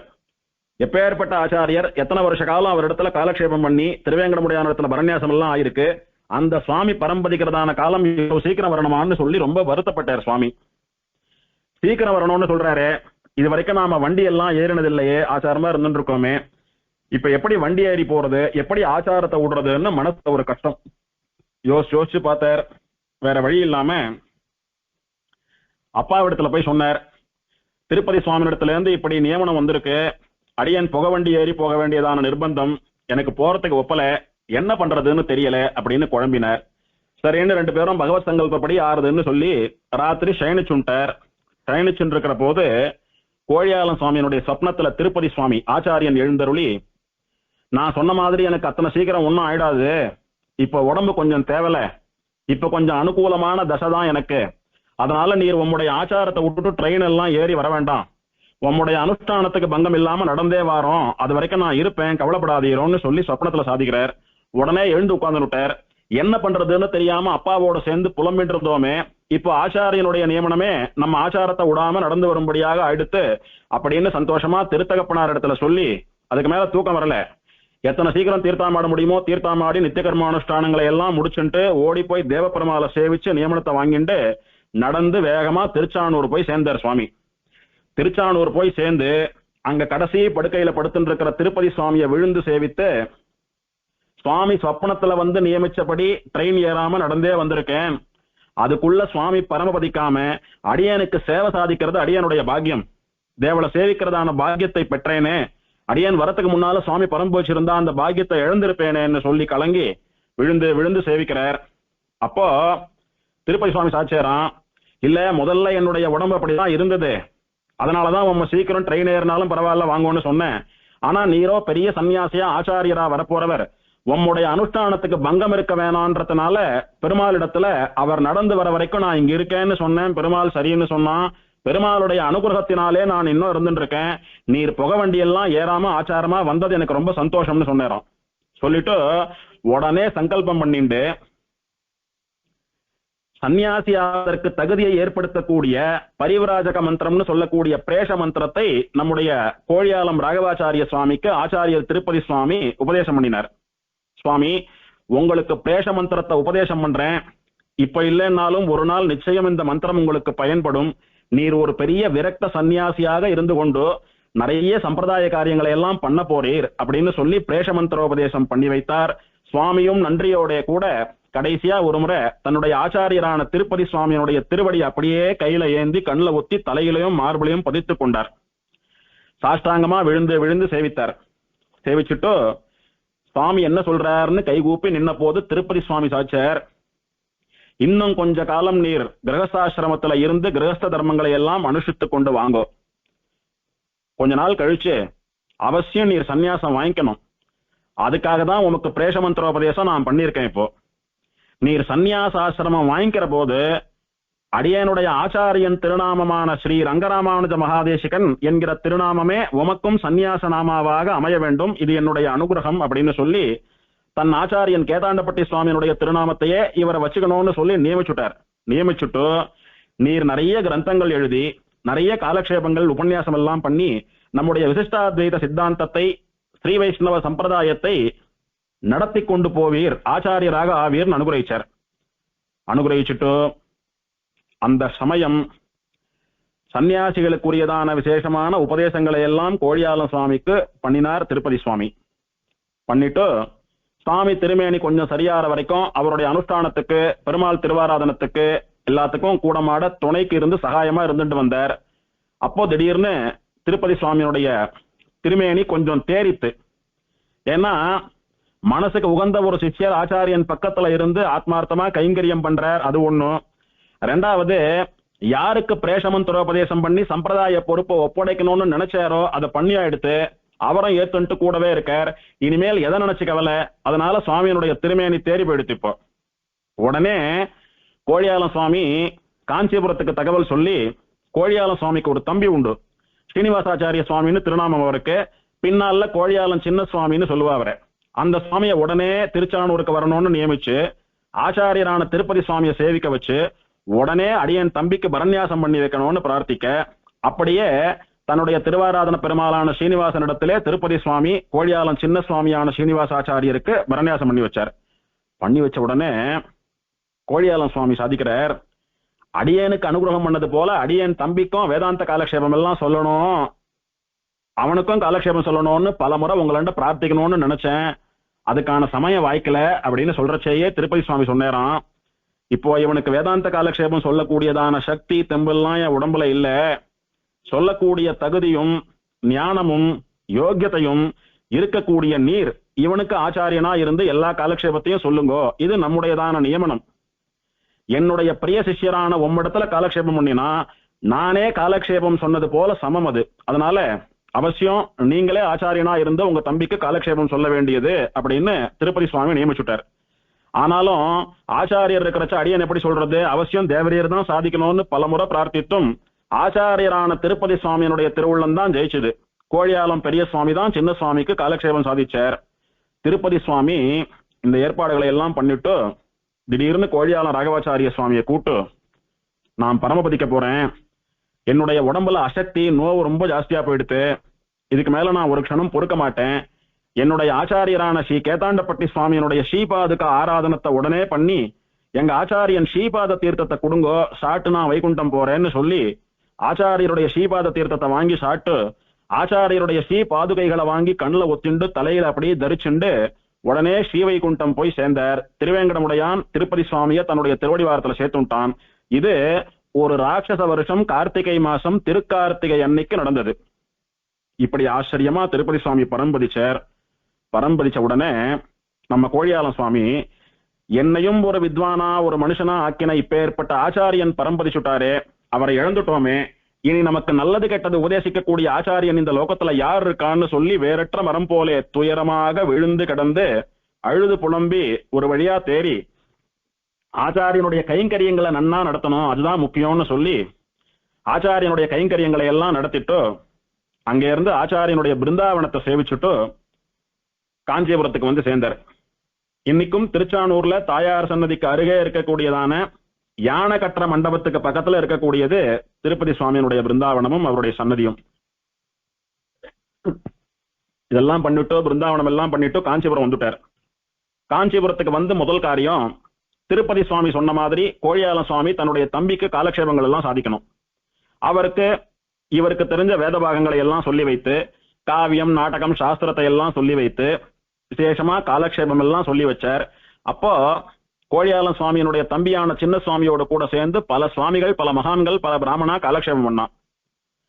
நம்ம சுவாமி காலக்ஷேபம் சொல்லக்கூடியதான அழகு, அவர் தேசிகனுடைய கிரந்தங்கள் ராமானுஜருடைய கிரந்தங்களை எல்லாம் வந்து மனப்பாடமா கங்கா பிரவாகம் போலே சொல்லக்கூடிய அழகையெல்லாம் பார்த்த சிஷ்யா சந்தேகமே இல்ல, இவர் சுவாமி தேசிகனுடைய மறு அவதாரம்னு கோழியாலம் சுவாமியை கொண்டாடுவாலாம், அப்படி சாதிப்பறான். இதுக்கு மணிமகுடம் வைத்தா போலே அமைந்த ஒரு நிகழ்ச்சி. அப்போ அகோபில மடத்தினுடைய 42வது பட்டம் ஐஷிங்கர் இஞ்சிமேடு ஐஷிங்கர் அந்த சுவாமியினுடைய பூர்வாசிரமம் மகாவித்வான் இஞ்சிமேடு ரங்கநாதாச்சாரிய சுவாமின்னு திருநாமம். அவரும் காஞ்சிபுரத்தில் எழுதிருக்காரு அந்த சமயம். அப்போ தேவப்பெருமாள் சன்னதிக்கு பின்னால வெள்ள குளம்னு அந்த காலத்துல ஒரு குளம் உண்டு. அந்த குளத்துக்கு ஏன் வெள்ள குளம்னு பேருன்னா, அப்படியே இந்த ஜலத்தை பார்த்து நெத்திக்கிட்டுக்கலாம், ட்ரெஸ் பண்ணிக்கலாம். அந்த அளவுக்கு கண்ணாடி போல ஜலம் டிரான்ஸ்பரண்டா இருக்குமா, அத்தனை பியூரா இருக்குமா தீர்த்தம் அதுல. அதனால மகான்கள்லாம் கொஞ்ச தூரம் கால் கடுக்க நடந்து போனாலும் பரவாயில்லன்னு அங்கதான் போய் தீர்த்தாமாடி அனுஷ்டானம் பண்ணுவாளாம். நாவல்பாக்கம் பெரிய சுவாமி, காஞ்சி ஐயாவாத்து சுவாமி, கருடபுரம் சுவாமி, கோழியாலம் சுவாமி, இஞ்சிமேடு ஐசிங்கர், இப்படி சொல்லிண்டே போலாம். பெரிய பரமைகாந்திகளா இருந்த மகான்கள்லாம் அந்த வெள்ளக்குளத்துல தான் போய் தீர்த்தாமாடுவாளாம். எல்லாம் அங்க போய் தீர்த்தாமாடி அனுஷ்டானம் பண்ணிட்டு ஆத்துக்கு வந்து அனுஷ்டானங்களை எல்லாம் ஆரம்பிப்பா. அந்த மாதிரி இஞ்சிமேடு ஐசிங்கர் பூர்வாசிரமத்துல வெள்ளக்குளத்துல தீர்த்தாமாடி ஆத்துக்கு வர சமயத்துல வழியில ஸ்ரீரங்கராஜ வீதியில தன்னுடைய ஆத்துல கோழியாலம் ராகவாச்சாரிய சுவாமி காலக்ஷேபங்கள்லாம் சாதிச்சுட்டு இருப்பாராம். உடனே ஆத்துக்குள்ள இஞ்சிமேடு சுவாமி போய் ஒரு அரை மணி காலம் அப்படியே நின்றுட்டு கேட்பாராம் அந்த காலக்ஷேபத்தை.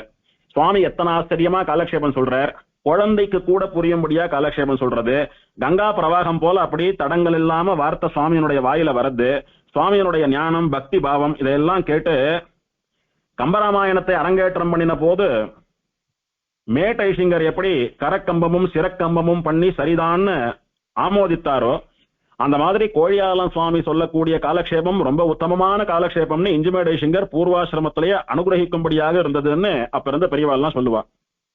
அப்பேற்பட்டான ஒரு ஞானம் பாடம் சொல்லக்கூடிய திறன் நம்ம கோழியாலம் சுவாமிக்கு உண்டு. இப்படி இந்த சுவாமி ஆச்சரியமா காலக்ஷேபம் சொல்றாருன்னு சொல்லக்கூடியது அப்படியே உலகமெல்லாம் பரவித்து காஞ்சிபுரத்துல மட்டும் இல்லாமல் பல அக்ரஹாரங்கள்ல இருக்கிறவா சுவாமி கிட்ட காலக்ஷேபம் பண்ணணும்னு பிரார்த்தித்தா. எல்லாரும் எங்க ஊருக்கு வாங்கோ, நாங்க சுவாமிக்கு ஏற்பாடு பண்ணி தரோம், அங்க இருந்து நித்தியம் தரியாராதனை பண்ணிட்டு சுவாமி இருக்கணும், எங்களுக்கு காலக்ஷேபம் எல்லாம் சாதிக்கணும்னு பல ஸ்ரீ வைஷ்ணவ அக்ரஹாரங்கள்ல இருந்து காஞ்சிபுரத்துக்கு பெருமாள் சேவிக்க வரச்செல்லாம் சுவாமி ஆத்துக்கு வந்து பிரார்த்திக்க ஆரம்பிச்சா. சுவாமி இது பகவானுடையதான சங்கல்பம், நாமளும் இன்னும் திவதேச யாத்திரை எல்லாம் போல நடந்தேதானே போனோம், அங்கங்க போராட்டங்கள் எல்லாம் இவரே தான் தலை பண்ணி சாட்டுக்கணும். அப்போ அக்ரஹாரங்கள்ல நிறைய பேர் அதுக்கு ஏற்பாடு பண்ணித்தரா, காலக்ஷேபமும் கேட்கறான்னு சொல்லும் போது இது பெருமாளுடைய சங்கல்பம் தான், அவளுக்கும் காலக்ஷேபம் சொன்னபடி ஆகும், அடியேனும் திவதேசத்துல பெருமாள் சேவிச்சபடி ஆகும், எங்க ஆச்சாரியன் சொன்ன மாதிரி சம்பிரதாயத்தை வளர்த்தபடியும் ஆகும்னு சொல்லி தேவப்பெருமாளுடைய நியமனத்தை பெற்றுக்கொண்டு திருவகேந்திரபுரம், திருக்கண்டியூர், தேரெழுந்தூர் அந்த மாதிரி பல அக்ரஹாரங்களுக்கு எழுந்தருளி பெருமாளை எல்லாம் சேவிச்சுட்டு அங்கங்க கேட்டவாளுக்கெல்லாம் காலக்ஷேபத்தை சாட்சிண்டு நிறைய பேரை மகாவித்வான்களாக ஆக்கினார். மதுராந்தகம் பக்கத்துல இருக்கக்கூடியதான பையம்பாடி அக்ரஹாரம், ஸ்ரோத்ரியம் பையம்பாடி அக்ரஹாரத்துல பல பேருக்கு காலக்ஷேபம் சாதிச்சார். இப்படி நிறைய பேருக்கு காலக்ஷேபம் சாதித்துக் கொண்டே வந்தார் சுவாமி. அப்போ மதுராந்தகம் பக்கத்துல இருக்கக்கூடிய ஸ்ரோத்ரியம் பையம்பாடி அக்ரஹாரத்துல பையம்பாடி பெரிய ஸ்ரீவத்சாங்காச்சாரியர்னு ஒரு சுவாமி எழுதிருந்தார். அந்த சுவாமியினுடைய பேரனார் தான் இப்ப சமீபத்துல எழுதிருந்த பையம்பாடி ஸ்ரீவத்சாங்காச்சாரிய சுவாமின்னு சொல்லக்கூடிய மகாவித்வான். அந்த சுவாமியை நம்ம சுவாமியிடத்துல காலக்ஷேபம் பண்ணினார். அவருடைய பேரனார் தான் ஆச்சரியமா எழுதிருந்த நம்ம பையம்பாடி ஸ்ரீவத்சாங்காச்சாரிய சுவாமின்னு சொல்லக்கூடிய மகாவித்வான். அப்படி மகான்களுடையதான சமாகமத்தோடையே சுவாமியினுடைய காலம் கழிந்தது. சுவாமி வாழ்நாள் முழுக்க எப்படி எழுதிருந்தார் அப்படின்னா, நிர்விஷ்டம் யதிசார்வபௌம வச்சசாம் ஆவிர்திபிர் யவ்வனம் அப்படின்னு சுவாமி தேசிகன் சாதிக்கிறார். என்னுடைய இளமை காலம் எல்லாம் ராமானுஜருடைய கிரந்தங்களான ஸ்ரீபாஷ்யம் முதலான பெண்களோடையே கழிந்ததுன்னு சொல்றார். அப்படின்னா என்ன, வாழ்நாள் முழுக்க ஸ்ரீபாஷ்யத்திலேயே ஈடுபட்டிருந்தார். அதே மாதிரி ஆசரீராத்தே சாரீரகார்த்த பிரவச்சனவிரத மாதிரியேதாக, உடம்பு விடுற வரைக்கும் ஸ்ரீபாஷ்ய காலக்ஷேபம் சொல்றதே எனக்கு கடமைன்னு இருந்தார். அந்த மாதிரி சுவாமி தேசிகநாட்டமே வாழ்நாள் முழுக்க ஸ்ரீபாஷ்யத்தோடு கூட காலம் கழித்தவர் நம்ம கோழியாலம் சுவாமி.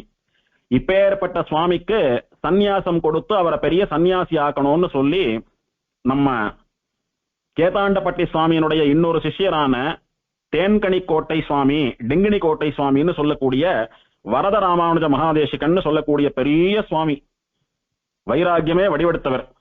அந்த சுவாமிக்கு ஆசை. அந்த சுவாமி ஸ்ரீரங்கத்துல எழுதிருந்தார், பெரிய சன்னியாசி. அந்த சுவாமி கிட்ட ஆயிரக்கணக்கில் ரகசிய திரைசார காலக்ஷேபம் பண்ணுவா, லட்சக்கணக்கில் பரநியாசம் பண்ணிப்பா. அப்படி ஒரு நிஷ்டை அந்த சுவாமிக்கு. எப்பவும் நாராயணா அப்படின்னு கத்திண்டே இருப்பார் சுவாமி. அதனால நாராயண சுவாமின்னே திருநாமம். அந்த சுவாமி திருவாராதனம் பண்றச்ச நித்தியம் தயாசதகம் சேவிப்பார். தயாசதகம் சேவிக்கிறது பெருசு இல்ல, ஒரு ஸ்லோகம் சேவிச்சுட்டோ 4 முறை சாஷ்டாங்கமா விழுந்து சேவிப்பார். முதல் ஸ்லோகம் 2 முறை சொன்னா 8 முறை சேவிக்கணும், 2வது ஸ்லோகம் 4 முறை, 3வது ஸ்லோகம் 4 முறைன்னு ஒரு ஸ்லோகத்துக்கும் 4 முறை சாஷ்டாங்கமா விழுந்து சேவித்து திருவாராதனம் பண்ணுவாராம் கடைசி மட்டும். அப்படி ஒரு நிஷ்டை சுவாமிக்கு. அவருக்கு என்ன ஆசைன்னா, கேதாண்டப்பட்டி சுவாமி சிஷ்ய பரம்பரை பல கிளைகளாக பரவணும், நம்மளாட்டமா வசந்த சன்னியாசி தர்மத்தை அனுஷ்டிக்கக்கூடிய ஒரு மகானுக்கு சன்னியாசத்தை கொடுத்துட்டோ நாம பரம்பதிக்கணும்னு அவருக்கு ஆசை. யாருக்கு கொடுக்கலாம்னு விசாரிச்ச போது திருப்பதி சுவாமியினிடத்துல பிரேஷமந்திரோபதேசம் வாங்கின்ற கோழியாளம் ராகவாச்சாரியருக்கு கொடுத்துடலான்னு அவர் மனசுல நினைச்சுட்டார். அப்பப்போ கோழியாளம் ராகவாச்சாரியரை நான் வர சொன்னேன்னு சொல்லுங்கோ, அவரை வர வைங்கோ, நான் சன்னியாசம் கொடுக்கணும்னு சொல்லிட்டே இருப்பாராம். ஆனா கோழியாளம் சுவாமிக்கு அப்பா இருக்காரு. அப்பா தான் அவருக்கு உபநயனம் எல்லாம் பண்ணி வச்சு காயத்ரி மந்திரோபதேசம் எல்லாம் பண்ணி வச்ச ஆச்சாரியன். அவர் பரம்பதிச்சா அவருடைய சம்ஸ்காரம் எல்லாம் இவர் பண்ணணுமோன்னு. அப்படி இருக்கிறச்ச அப்பா சம்ஸ்காரம் பண்ணாமையே நாம சன்னியாசம் வாங்கிக்கிறது சரியில்லை, ஆச்சாரியரா அப்பாவா இருக்கக்கூடிய சுவாமியினுடைய கைங்கரியம் முக்கியம்னு சொல்லி சன்னியாசம் வாங்குறத கொஞ்சம் தள்ளிண்டு வந்தார் கோழியாள சுவாமி. இதனால டெங்கனிக்கோட்டை சுவாமி நினைச்ச போது இவருக்கு சன்னியாசம் கொடுக்க முடியல. இந்த விஷயம் கோழியாளம் சுவாமி காதுக்கு போச்சு. டெங்கனிக்கோட்டை சுவாமி ரொம்ப சீரியஸா இருக்கார், பரம்பு போயிச்சுடுவார் எப்ப வேணாலும்னு சொன்னான். உடனே கோழியாளம் சுவாமி நினைச்சுட்டார், சன்னியாசம் வாங்கிக்கிறது அப்புறம் இப்ப ஏற்பட்ட மகான் ஒரு காரணமும் இல்லாமல் என் மேல இவ்வளவு அனுகிரகமா எனக்கு சன்னியாசம் கொடுக்கணும்னு நினைக்கிறாரு, அவரை போய் சேவிக்கணும் ஒரு முறையாவது, அவசியம் அவரை சேவிச்சு அவர் ஆசீர்வாதம் வாங்கிக்கணும்னு உடனே ஸ்ரீரங்கம் போகணும்னு புறப்பட்டு போயிட்டார். போய் சுவாமி எங்க இருக்காருன்னு தேடிட்டு போன போது அங்க இருக்கிறவா சொல்றா, சுவாமி உண்மைதான் பார்க்கணும் பார்க்கணும்னு இத்தனை நாள் காத்துட்டு இருந்தார் டெங்கனிக்கோட்டை சுவாமி, நீர் வரல, அதனால அவருடைய கடைசி ஆசை நிறைவேறாமையே அவர் பரம்பதி சுட்டாருன்னா இவருக்கு அப்படியே இடி விழுந்தது போல ஆயிடுது. என்ன பரம்பதி சுட்டாரா? கடைசியா ஒரு முறை சேவை சுடலான்னு வந்தேனே, பிராகியம் இல்லையே, என்னைக்கு பரம்பதிச்சார்? நேத்து தான் பரம்பதிச்சார், நேத்து தான் சம்ஸ்காரம் ஆச்சுன்னா. சரி, நிறைவேறாத ஆசையோட பரம்பதிச்சாருன்னு சொன்னீங்களே, அது என்ன அப்படின்னா, எப்படியாவது உமக்கு சன்னியாசம் கொடுத்து கேதாண்டப்பட்டி சுவாமியினுடைய பரம்பரை விடாம தொடர்ந்து வரும்படியா பண்ணணும்னு நினைச்சார். கேதாண்டப்பட்டி சுவாமிக்கு அடுத்தபடியா டெங்கனிக்கோட்டை சுவாமி இருந்தார். அவர் உமக்கு சன்னியாசம் கொடுத்தா அடுத்தது கோழியாளம் சுவாமின்னு அந்த பரம்பரை அப்படியே நிக்காம வரும்னு ஆசைப்பட்டார். அது நடக்கல. அதனால நிறைவேறாத ஆசையோட கூட பரம்பதிச்சார். சுவாமி 2-3 நாளா ரொம்ப நோவு சாத்திண்டு எப்ப வேணாலும் பரம்பதிக்கலாம் போல சீரியஸா இருந்தார். எப்பெல்லாம் ஞாபகம் வந்து கண்ணை திறந்து பார்த்தாரோ அப்பெல்லாம் ஒரே ஒரு வார்த்தை தான் கேட்டார், கோழியாளம் மகான் வந்தாரோ, கோழியாளம் மகான் வந்தாரோ அப்படின்னு தான் கேட்டார். இல்லாடியே இன்னும் வரலன்னு சொன்ன உடனே கண்ணை மூடிப்பார். இப்படி கேட்டு கேட்டு பார்த்தார், வரல, பரம்பதிச்சுட்டார். கடைசியா பரம்பதிக்கிற சமயத்துல ஒரு வார்த்தை சொன்னார், கோழியாளம் மகான் வந்தாரோ, வரல, வரலையா, இந்த காஷாயத்தை அவர் மேல போடணும்னு ஆசைப்பட்டேன், எனக்கு கொடுத்து வைக்கல, சரி நான் புறப்படுறேன் அப்படின்னு சொன்னார். நாராயணா அப்படின்னார், வைகுண்டம் போயிட்டார் சுவாமி. இத கேட்ட உடனே கோழியாளம் சுவாமி கண்ணுல ஜலம். நான் ஒரு முறை கூட இவரை சேவிச்சதில்ல, ஒரு காரணமும் இல்லை, ஆனா என்னிடத்துல எத்தனை ஒரு விசேஷமான கிருபையும் அனுகிரகமும் இந்த சுவாமிக்கு உண்டு. இப்ப ஏற்பட்ட மகானை சேவிக்கும்படியான பாக்கியத்தை அடியேன் பெறவில்லையேன்னு வருத்தப்பட்டாராம். அந்த சமயம் இந்த சுவாமியினுடைய ஆசையை நிறைவேற்றும்படியா இந்த க்ஷணம் இங்கேயே சன்னியாசம் வாங்கிக்கணும்னு ஆசைப்பட்டார்.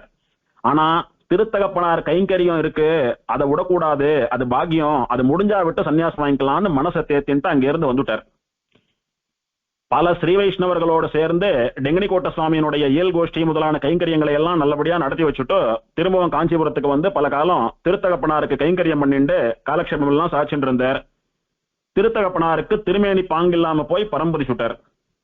ஒரு வருஷம் முடிகிற வரைக்கும், வருஷாப்திகம் வர வரைக்கும் எல்லா கைங்கரியத்தையும் திருத்தகப்பனாருக்கு பண்ணிட்டு கொஞ்ச நாள் கழிச்சதும் திவதேச யாத்திரை போனோம்னு சொல்லி திருவகேந்திரபுரம் முதலான திவதேசங்களுக்கெல்லாம் போய் உஞ்சவிருத்தி பண்ணிண்டு அனுஷ்டானங்களை பண்ணிண்டு அங்க இருக்கிறவாளுக்கெல்லாம் காலக்ஷேபம் உபன்யாசம் எல்லாம் சாதிச்சுண்டு திருவேந்திரபுரத்துல இருந்து திருக்கண்டியூர் எழுந்தருளி பெருமாளை சேவிச்சுட்டு இருக்கிற சமயத்துல அங்க கோயில் உற்சவம் நடந்துட்டு இருந்த சமயம் திருக்கண்டியூர்ல. அப்போ அங்க இருக்கிற ஸ்ரீ வைஷ்ணவெல்லாம் சேர்ந்து சுவாமி பெரிய மகாவித்வான், பெரிய பண்டிதர், கோவில்ல உபன்யாசம் பண்ணினா நன்னா இருக்கும்னு சுவாமியை பிரார்த்திக்கவே அப்ப உபன்யாசம் வேதாந்த விஷயங்கள் சதசெல்லாம் சாட்சிட்டு இருந்தார் சுவாமி. அந்த கும்பல்ல இருந்து சுவாமியினுடைய ஞானத்துல மயங்கினவர்கள்ல ஒருத்தர் அபினவ தேசிகன்னு சொல்லக்கூடிய உத்தமூர் வீரராகவாச்சாரிய சுவாமி. அந்த சுவாமி இந்த சுவாமியினுடைய ஞானம், அதை அவர் சொல்லக்கூடிய விதம், அவர் பக்தியோட கூட கண்ணுல ஜலத்தை உதிர்த்துண்டு பாசுரங்கள் சேவிக்கக்கூடிய விதம், இதையெல்லாம் பார்த்து இந்த மாதிரி ஒரு ஆச்சாரியரை ஆசிரியக்கணும்னா எந்த சிஷ்யனுக்குத்தான் கொடுத்து வைத்திருக்க வேண்டாது அப்படின்னு சொல்லி அவசியம் இவரை தான் ஆசிரியக்கணும்னு உத்தமூர் சுவாமி பார்த்த மாத்திரத்துல முடிவு பண்ணிட்டார்.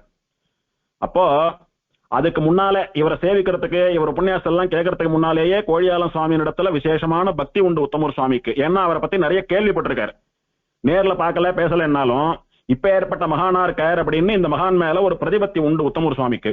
இன்னைக்குதான் அவர் உபன்யாசத்தை கேட்கறதான பாக்கியம் கிடைச்சது.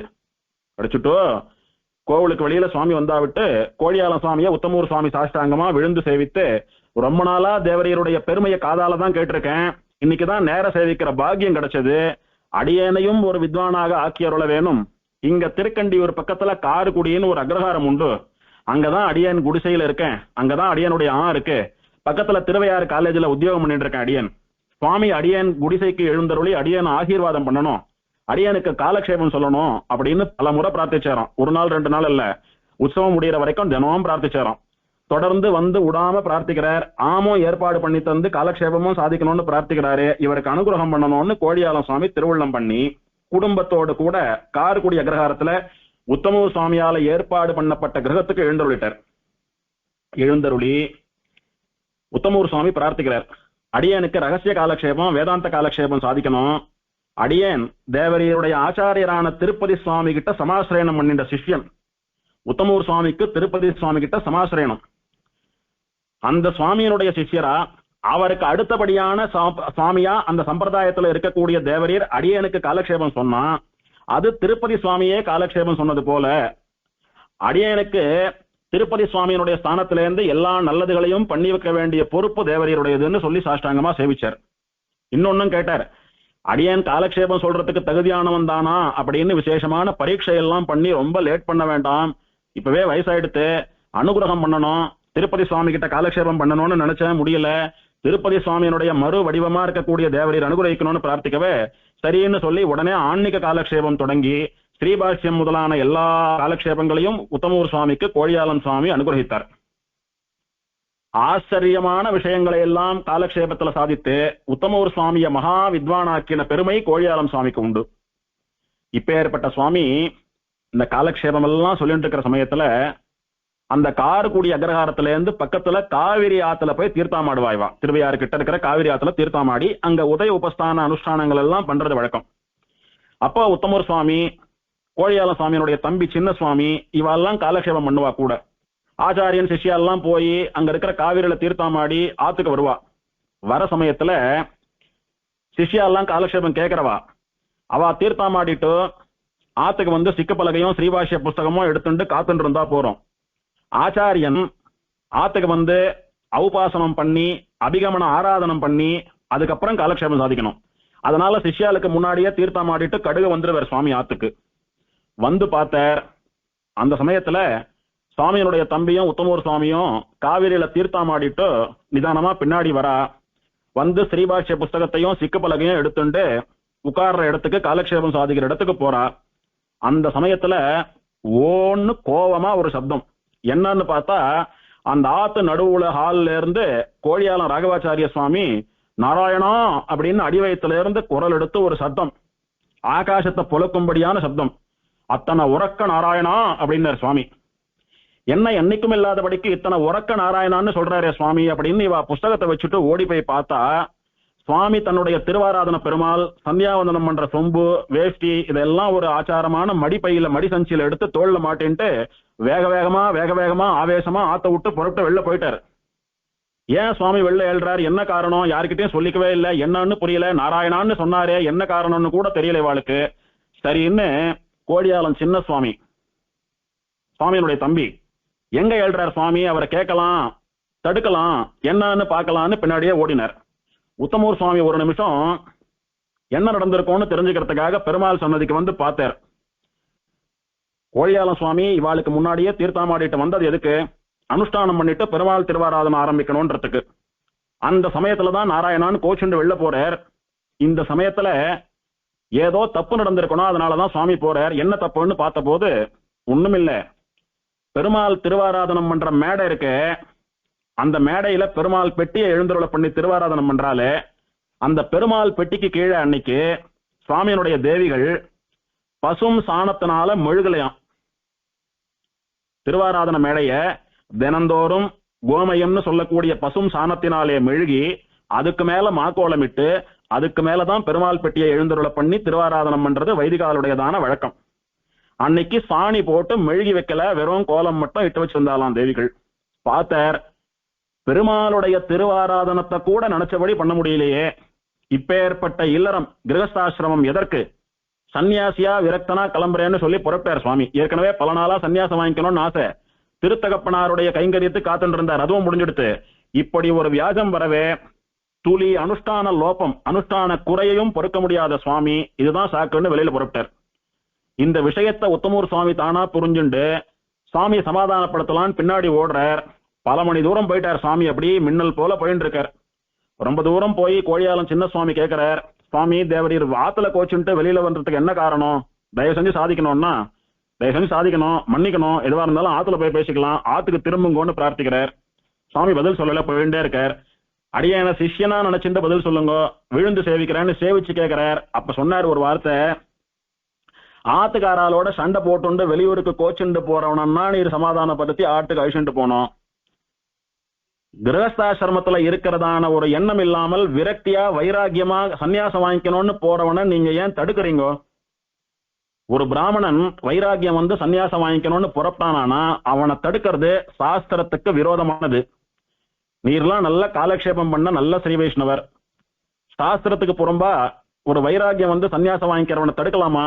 நீர் பண்றது சரியான்னு கேட்கவே, இல்ல அடியேன் பண்ணது தப்பு, மன்னிச்சுடுங்கன்னு சொல்லி விழுந்து சேவிச்சு 2 பிரதட்சணம் பண்ணிட்டு சுவாமியினுடைய தம்பி ஆத்துக்கு வந்துட்டார். உத்தமூர் சுவாமி பெரிய மனசு இல்லாம எதுவும் கேட்காம பின்னாடியே போறார். என்ன நடக்கிறதுன்னு பார்க்கலாம், கூடவே போலான்னு போயிட்டு இருக்கார். பக்கத்துல திருக்கண்டியூர் வழியா கோனேரி ராஜபுரம்னு சொல்லக்கூடியதான அக்ரஹாரத்துக்கு போனார் கோழியாலம் சுவாமி. அங்கே குடமுருட்டி நதின்னு ஒரு நதி ஓடுறது. அந்த நதியில தீர்த்தாமாடிட்டு மாத்தியானிக ஸ்நானம் பண்ணி அனுஷ்டானம் எல்லாம் பண்ணிட்டு அங்க பரம பாகவதரான ஒரு ஸ்ரீ வைஷ்ணவர் ஒரு சுவாமி பரமகாந்தி, அவர் ஆத்துல இடம் கேட்டு அங்க போய் இவர் கையால தலிகை பண்ணி பெருமாள் திருவாராதனம் எல்லாம் பண்ணி இவர் பண்ண தலிகையை சாட்டுட்டு கொஞ்சம் அப்படியே உட்கார்ந்துட்டு இருக்கார். அப்ப அந்த ஆத்து சுவாமி கேட்டாராம் கோழியாலம் சுவாமிய, இப்படி எல்லாரையும் கோவிச்சுட்டு இத்தனை தூரம் வேகமா ஆவேசமா ஸ்ரீரங்கத்துக்கு தனியாவே போறதுக்கு என்ன காரணம் அடியன் தெரிஞ்சுக்கலாமான்னு அவர் கேட்க, அப்போ சொன்னாராம் கோழியாலம் சுவாமி, சன்னியாசம் வாங்கிக்கணும்னு போயிட்டு இருக்கேன் சுவாமி. சன்னியாசம் எல்லாம் கலியுகத்துல சரிப்படுமா? நிறைய சிஷ்யால் இருந்து நிறைய பணம் செலவு பண்ணி ஆசிரமத்தை நடத்திட்டு போறதுக்கான கைங்கரியம் எல்லாம் பண்ணி ஆச்சார அனுஷ்டானத்தோட கூட இருக்கிறவா தலிகை பண்ணி போட்டு பிக்ஷசாச்சான்னா சன்னியாசி தர்மத்தை அனுஷ்டிக்க முடியும். எத்தனையோ பேர் இப்பவே சன்னியாசம் வாங்கிட்டு சாப்பிடுறதுக்கு பிக்ஷை இல்லாம கஷ்டப்படுறாளே, தேவரீரும் போய் கஷ்டப்படணுமோ? சரியான ஏற்பாடுகளை எல்லாம் பண்ணிக்காம இந்த மாதிரி சன்னியாசம் வாங்கிக்கிறேன்னு திடீர்னு போறது நெருப்புல குதிக்கிறதுக்கு சமானம்னு அவர் சொன்னாராம். அதுக்கு நம்ம கோழியாலம் சுவாமி சாட்சியாராம், சுவாமி என்ன இப்படி சொல்றீங்க? பரநியாசம் பண்ணின்ற ஒரு ஜீவனுடைய யாத்திரையே கர்மாதீனம், தேக யாத்திரை கர்மாதீனம். நமக்கு சந்தோஷமோ துக்கமோ நம்ம பண்ண கர்மாவுக்கு பலனாதான் கிடைக்கும். ஆத்ம யாத்திரை நம்ம பரநியாசத்தை ஏத்தண்ட பெருமாளுடையது. ஆக ஆத்மாவை ரட்சிக்கிற பொறுப்பு திருவேங்கடமுடையானுடையது. எனக்கு என்னுடைய தேக யாத்திரை என் கர்மாவுக்கு தகுந்தபடி நடந்துட்டு போறது. இது ரெண்டுத்துல நான் எதை பத்தி கவலைப்பட வேண்டிய அவசியம் இருக்கு? என்னை ரட்சிக்க வேண்டிய பொறுப்பு பெருமாளுடையது. எல்லாத்தையும் தியாகம் பண்ண துணிஞ்சவன் எனக்கு சாதம் போடுறதுக்கு ஆள் கிடைப்பாளா, நான் சாப்பிட வேணா பட்னி இருப்பேனான்னு அதை பத்தி கவலைப்படலாமோ? அது பண்ண சரணாகதிக்கு பரநியாசத்துக்கு இழுக்கு. அப்படி நினைக்கவே கூடாது. விரக்தியோடு கூட சன்னியாசம் வாங்கிக்கணும்னு நினைக்கிறவனுக்கு சாதத்தை பத்தின கவலை எல்லாம் ஏன் சுவாமி வரப்போறது அப்படின்னு சொன்ன உடனே அவர் புரிஞ்சுனுட்டார், இந்த சுவாமி தீவிரமான விரக்தியில இருக்கார் அப்படின்னு புரிஞ்சுனுட்டார். ஒன்னும் சொல்லல. உடனே ராத்திரி அப்படியே வழியெல்லாம் நடந்துட்டு போய் ஸ்ரீரங்கத்துக்கு போய் சேர்ந்துட்டார். பிம்மால ஸ்ரீரங்கத்துக்கு போய் சேர்றார். காவேரியில தீர்த்தமாடிட்டு அனுஷ்டானங்களை எல்லாம் முடிச்சுட்டு பெரிய கோயில ஒரு பிரதட்சணம் பண்ணிட்டு அப்படி பவுண்டரீகபுரம் ஆண்டவன் ஆசிரமத்துக்கு போனார். அங்க பவுண்டரீகபுரம் ஆண்டவன் சொல்லக்கூடிய பெரிய சுவாமி ஸ்ரீனிவாச மகாதேசிகன் அப்ப எழுதிருக்கார். இந்த மாதிரி பெரிய சுவாமி மகா வித்வான் கோழியாலம் சுவாமி சன்னியாசம் வாங்கிக்கணும்னு ஆவேசமா வந்துட்டு இருக்காருன்னு அந்த சுவாமியினுடைய சிஷ்யாப்பை அவர்கிட்ட சொல்லிட்டா. அதுக்கு அப்ப பவுண்டரீகபுரம் ஆண்டவன் சொன்னாராம், இதுக்கு முன்னாடி இங்க இருந்த டெங்கனிக்கோட்டை சுவாமிய அவருக்கு சன்னியாசம் கொடுத்துட்டு தான் போவேன்னு காத்துட்டு இருந்தார், அவர் வரல. இருந்தாலும் டெங்கனிக்கோட்டை சுவாமியே சன்னியாசம் கொடுக்கணும்னு நினைச்ச ஒரு பெரிய மகானுக்கு நாம சன்னியாசம் கொடுத்து அவர் சன்னியாசியை ஆக்கணும், அவசியம் அதை பண்ணி வைக்கணும், அவர் வரட்டும்னு சொல்லி சந்தோஷமா பவுண்டரீகபுரம் ஆண்டவன் வரவேத்தார். அப்போ மகாவித்வான் அன்பில் கோபாலாச்சாரிய சுவாமி எல்லாம் அங்க எழுதிருந்தார். கோழியால ராகவாச்சாரிய சுவாமி வந்து பவுண்டரீகபுரம் ஆண்டவனை தண்டன் சமர்ப்பிச்சு சுவாமி அடியனுக்கு சன்னியாசம் கொடுங்கன்னு பிரார்த்திக்க, குடும்பத்துக்கு பண்ண வேண்டிய ஏற்பாடெல்லாம் பண்ணியாச்சான்னு கேட்டாராம். ஆமடியா இருக்கா, குழந்தை இருக்கு, பண்ண வேண்டிய ஏற்பாடெல்லாம் பண்ணியாச்சா அப்படின்னு கேட்ட போது ஒரு வார்த்தை சொன்னேராம், இல்ல நான் வந்துட்டேன். அந்த ஏற்பாடுகளை எல்லாம் பெரிய வக்கீலா இருக்கக்கூடிய அன்பில் கோபாலாச்சாரிய சுவாமி போய் பண்ணிட்டு வரட்டும்னு ஆண்டவன் நியமிச்சாராம். உடனே அன்பில் கோபாலாச்சாரிய சுவாமி போய் அவளுடைய ஜீவனாம்சத்துக்கான பணமோ சொத்தோ என்ன ஏற்பாடோ அதெல்லாம் பண்ணி முடிச்சுட்டு ஸ்ரீரங்கத்துக்கு வந்தார். அன்பில் கோபாலாச்சாரிய சுவாமியும் சொன்னாராம், எங்க சுவாமி பவுண்டரீகபுரம் ஆண்டவனுக்கே நிறைய நாள் பிக்ஷசாதிக்கிறதுக்கு மனுஷா கிடைக்க மாட்டா, நிறைய நாள் பட்னி இருக்கார் சுவாமி, தீர்த்தம் மட்டும் சாப்பிட்டுட்டு. தேவரீர் புது சன்னியாசியா அவதாரம் பண்ணா தேவரீருக்கும் சாப்பிடறதுக்கு கஷ்டம் ஏற்பட்டாலும் ஏற்படலாம், எனக்கு தெரிஞ்சது தேவர் சன்னியாசம் வாங்கிக்காம இருக்கிறது நல்லதுன்னு சொன்னார் அன்பில் கோபாலாச்சாரிய சுவாமி. எதுக்கும் நான் கவலைப்படல, எல்லாத்தையும் உடனோன்னு தோஞ்சுட்டேன், ஆகாரம் எனக்கு ஒரு குறைவில்லை, காவிரி தீர்த்தமான சாப்பிட்டு இருப்பேன், கவலைப்படாதவங்கன்னு சொல்லவே உடனே இந்த பௌர்ணமி அன்னைக்கே உமக்கு நான் சன்னியாசம் கொடுக்கறேன்னு சொல்லி பவுண்டரீகபுரம் ஆண்டவன் திருவுள்ளம் பத்தினார். அது ஒரு ரௌத்ரி வருஷம் ஆணி மாசம் பௌர்ணமி. அப்போ நம்ம கோழியாலம் ராகவாச்சாரிய சுவாமிக்கு 39 வயசு தான் ஆறுது. அந்த சமயத்துல பவுண்டரீகபுரம் ஆண்டவன் கோழியாலம் சுவாமிக்கு சன்னியாசம் கொடுக்கிறார். அப்போ என்னுடைய ஆச்சாரியர் திருப்பதி சுவாமி சாதிச்சார், நீ சன்னியாசம் வாங்கிக்கணும், அதுக்கு தகுதியா உனக்கு பிரேஷ மந்திரோபதேசம் பண்றேன், நீ சன்னியாசம் வாங்கிண்டா எங்க ஆச்சாரியன் கேதாண்டப்பட்டி சுவாமியினுடைய திருநாமத்தை தான் சூட்டிக்கணும்னு சாதிச்சார். அதே பேர் அடியனுக்கு சூட்டணும்னு பிரார்த்திச்சார். அதே மாதிரி பவுண்டரீகபுரம் ஆண்டவன் ஸ்ரீ ரங்கராமானுஜ மகாதேசிகன் அப்படின்னு கேதாண்டப்பட்டி சுவாமியினுடைய திருநாமத்தை சூட்டி கோழியாலம் மகாவித்வான் ராகவாச்சாரிய சுவாமி, ஸ்ரீமத் பரமஹம்ச பரிவராஜகாச்சாரிய கோழியாலம் சுவாமி ரங்கராமானுஜ மகாதேசிகனா சன்னியாசியாக அவதாரம் பண்ணினார். அப்போ அங்கிருந்த பெரியவாள்லாம் சொன்னாலாம், இதுவரைக்கும் சுவாமி தேசிகனாக வாழ்ந்து கொண்டு வந்தவர் இப்போது ராமானுஜராக அவதாரம் பண்ணி இருக்கிறார் அப்படின்னு சொன்னாலாம். இந்த ரங்கராமானுஜ மகாதேசிகன் சொல்லக்கூடியது உபனிஷத் பாஷ்யக்காரருடைய திருநாமம், கேதாண்டப்பட்டி சுவாமியுடைய திருநாமம். அந்த உபனிஷத் பாஷ்யக்காரரை போலே கேதாண்டப்பட்டி சுவாமியை போலே இவரும் பெரிய ஆச்சாரிய சார்வபௌமராக இப்பவே இருக்கார். இன்னும் போக போக நிறைய கிரந்தங்கள் எல்லாம் அருளி செய்து நிறைய பேருக்கு காலக்ஷேபம் சாதித்து இன்னொரு கேதாண்டப்பட்டி சுவாமியோ, இன்னொரு உபனிஷத் பாஷ்யக்காரரோ, இன்னொரு தேசிகனோ, இன்னொரு ராமானுஜரோன்னு சொல்லும்படியாக இருப்பார்னு சொல்லி அபிநவ பாஷ்யக்காரர்னு அவருக்கு திருநாமம் சாத்தினான். அதாவது இன்னொரு ராமானுஜர், ராமானுஜருடைய இன்னொரு அவதாரம். அப்படி எழுந்தார். ஒரு உத்தமமான தம்பதிகள் சுவாமி கூடவே எல்லா இடத்துக்கும் யாத்திரையா போயிட்டு சுவாமிக்கு பிக்ஷ சாட்சின்னு இருந்தா, அவ பிக்ஷ சாதிக்க முடியாத நிலைமை வந்து ஆசிரமத்தை விட்டு விலகின உடனே பல காலம் சுவாமி பிக்ஷ சாதிக்கிறதுக்கு மனுஷா இல்லாம பசியும் பட்னியுமா வெறும் தீர்த்தத்தை சாப்பிட்டு ரொம்ப நாள் இருந்ததுல சுவாமியினுடைய திருமேனி ரொம்ப அப்படியே வந்து அசௌகரியத்துக்கு உள்ளாகிட்டது. சுவாமியினுடைய திருமேனியில தேக ஆரோக்கியம் குறைஞ்சு போயிடுது. அப்புறம் அப்படியே கொஞ்ச நாள் கழிச்சு பெருமாள் யாரையோ ஏற்பாடு பண்ணினா சுவாமியினுடைய திருமேனி சொத்தமாயிடுது. தனக்கு பரநியாசம் பண்ணி வைத்த ஆச்சாரியன் திருவேங்கடமுடையான் தான் உனக்கு தெய்வம்னு காட்டி கொடுத்தாரு, அந்த பெருமாளை போய் சேவிக்கணும்னு ஆசைப்பட்டார். உடனே ஸ்ரீரங்கத்திலேருந்து திருவேங்கடமுடையான மங்களாசாசனம் பண்ணணும்னு பாத யாத்திரையா சன்னியாசியாவே புறப்பட்டார் சுவாமி. புறப்பட்ட போது வழியில திருக்கண்டியூர் வழியா போனோம். நாம ஆத்துல இருந்து கோச்சுண்டு கிரகஸ்தாசிரமத்தை விட்டுட்டு சன்னியாசம் வாங்குறதுக்கு வரச்ச பக்கத்துல இருக்கிற திவ்யதேச பெருமாள் திருக்கண்டியூர் அரசாப விமோச்சனனை போய் சேவிச்சு, சுவாமி நான் சன்னியாசம் வாங்கிக்க போறேன் போயிட்டு வரேன்னு சொல்லிட்டுன்னா வந்திருக்கணும். அவசரத்துல சொல்லாம வந்துட்டோமே, இப்ப போய் அந்த பெருமாள் இடத்துல மன்னிப்பு கேட்டு அவரை சேவிச்சுட்டு அப்புறம் திருப்பதிக்கு போலான்னு திருக்கண்டியூர் போனார். அங்க போய் பெருமாளை மங்களாதாசனம் பண்ணினார். அங்க இருக்கிறவாளெல்லாம், சுவாமி இந்த பெருமாள் திருவடிவாரத்துல வாசம் பண்ணிட்டு இருக்கிற போதுதானே உங்களுக்கு சன்னியாசம் வாங்கணும்ன்ற எண்ணம் வந்து ஸ்ரீரங்கத்துக்கு போய் சன்னியாசி ஆயிருக்கு இப்போ, அதனால இந்த பெருமாள் விசேஷமான அனுகிரகம் பண்ணி உங்க சன்னியாசி ஆக்கின பெருமாள், இங்கேயே தேவரீர் கொஞ்ச காலம் எழுந்தருளி இருந்து எங்களுக்கெல்லாம் காலக்ஷேபம் சாதித்து பெருமாளை மங்களாசாசனம் பண்ணணும்னு பிரார்த்திச்சுட்டாலாம். அது ஆணி மாசம் பௌர்ணமிக்கு சுவாமி சன்னியாசி ஆனார். ஆடி பௌர்ணமிக்கு சாதுர்மாசிய விரதம் ஆரம்பிக்கணும். சாதுர்மாசியம் ஆரம்பிக்கிறதுக்கு இன்னொரு 4 நாள் தான் இருக்கு. அதனால முதல் சாதுர்மாசியத்தை இங்கேயே அனுஷ்டிக்கணும்னு பிரார்த்திக்கவே அங்க திருக்கண்டியூருக்கு பக்கத்துல புதாகிரகாரம்னு சொல்லக்கூடிய புது கிரகாரத்துல எழுந்தருளி இருந்து சாதுர்மாசிய விரதத்தை சுவாமி அனுஷ்டித்தார். அப்போ பாதியில நின்னு போன காலக்ஷேபத்தை சன்னியாசியான கோழியாலம் சுவாமி சன்னதியிலே கோழியாலம் சீனிவாசாச்சாரிய சுவாமியும் உத்தமூர் சுவாமியும் பூர்த்தி பண்ணி மகா வித்வான்களாக ஆனார்கள். அப்படியே அங்க சாதுர்மாசியத்தை முடிச்சுட்டு வழியில பல அக்ரஹாரங்களை கடந்து திருமலைக்கு போறார். வழியார உபன்யாசங்கள் வேதாந்த விசாரங்களை எல்லாம் பண்ணிட்டு நிறைய பேருக்கு காலக்ஷேபம் எல்லாம் சொல்லிட்டு போறார்.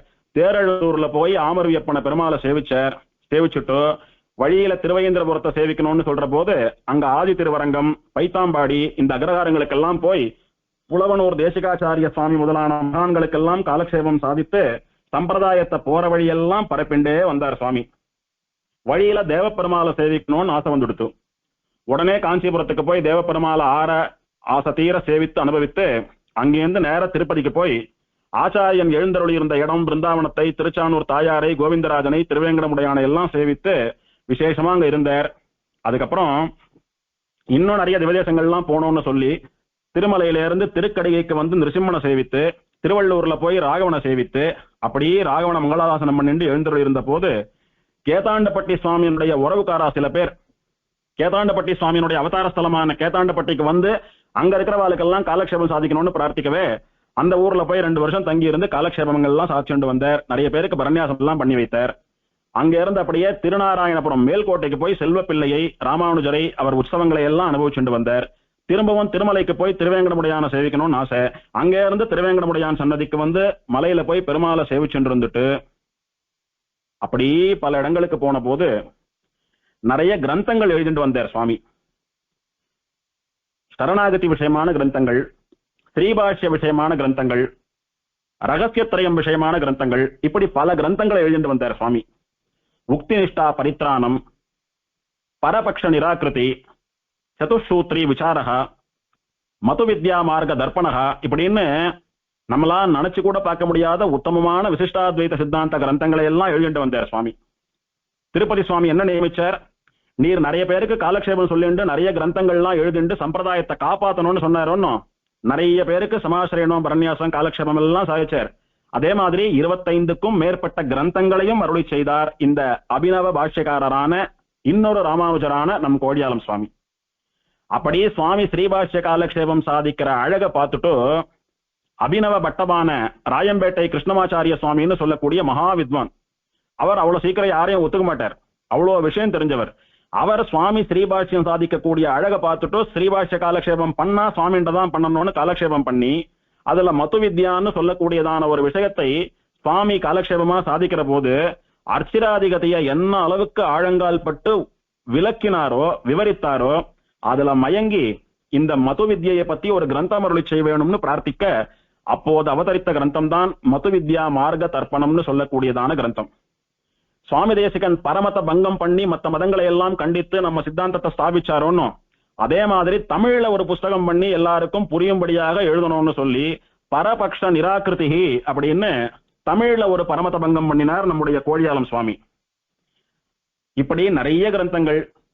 ஹஸ்தீஷ வைபவம் அப்படின்னு அத்திவரதர் மேல ஒரு ஸ்தோத்திரம், லகு ஆன்னிக்கம் அப்படின்னு சுருக்கமான அனுஷ்டானங்களை பண்ணக்கூடிய ஆன்னிக்கம், ஸ்ரீ ஜெயந்தி என்னைக்குன்னு நிர்ணயம் பண்ணக்கூடிய ஸ்ரீ ஜெயந்தி நிர்ணயம் அப்படின்னு ஒரு புஸ்தகம், அர்ச்சாவதாரத்துல ஆழங்கால் பட்ட சுவாமி போற திவதேசங்கள்ல எல்லாம் பெருமாளை மங்களாசாசனம் பண்ணி ஆழ்வார் பாசுரம் பாடுறது போல சம்ஸ்கிருதத்துல ஸ்லோகம் பாடுவார், அதெல்லாம் சேர்ந்து திவதேச மங்களாசாசன ஸ்லோகாகான்னு ஒரு புஸ்தகம், தன்னுடைய ஆச்சாரியரான திருப்பதி சுவாமி மேல ஒரு மங்களம் வேதாந்த ராமானுஜ மங்களமாளிகான்னு பேரு, ராமானுஜரை பத்தி ஸ்ரீபாஷ்யகார ஸ்துதி அப்படின்னு ஒரு புஸ்தகம், சுவாமி தேசிகனை பத்தி நிகமாந்த குரு ஸ்துதின்னு ஒரு புஸ்தகம், இன்னும் நிறைய கிரந்தங்கள் சுவாமி அருளி செய்திருக்கிறார். இதெல்லாம் சுவாமியினுடைய கிரந்த லேகன சாமர்த்தியம், புஸ்தகம் எழுதக்கூடியதான சக்தி.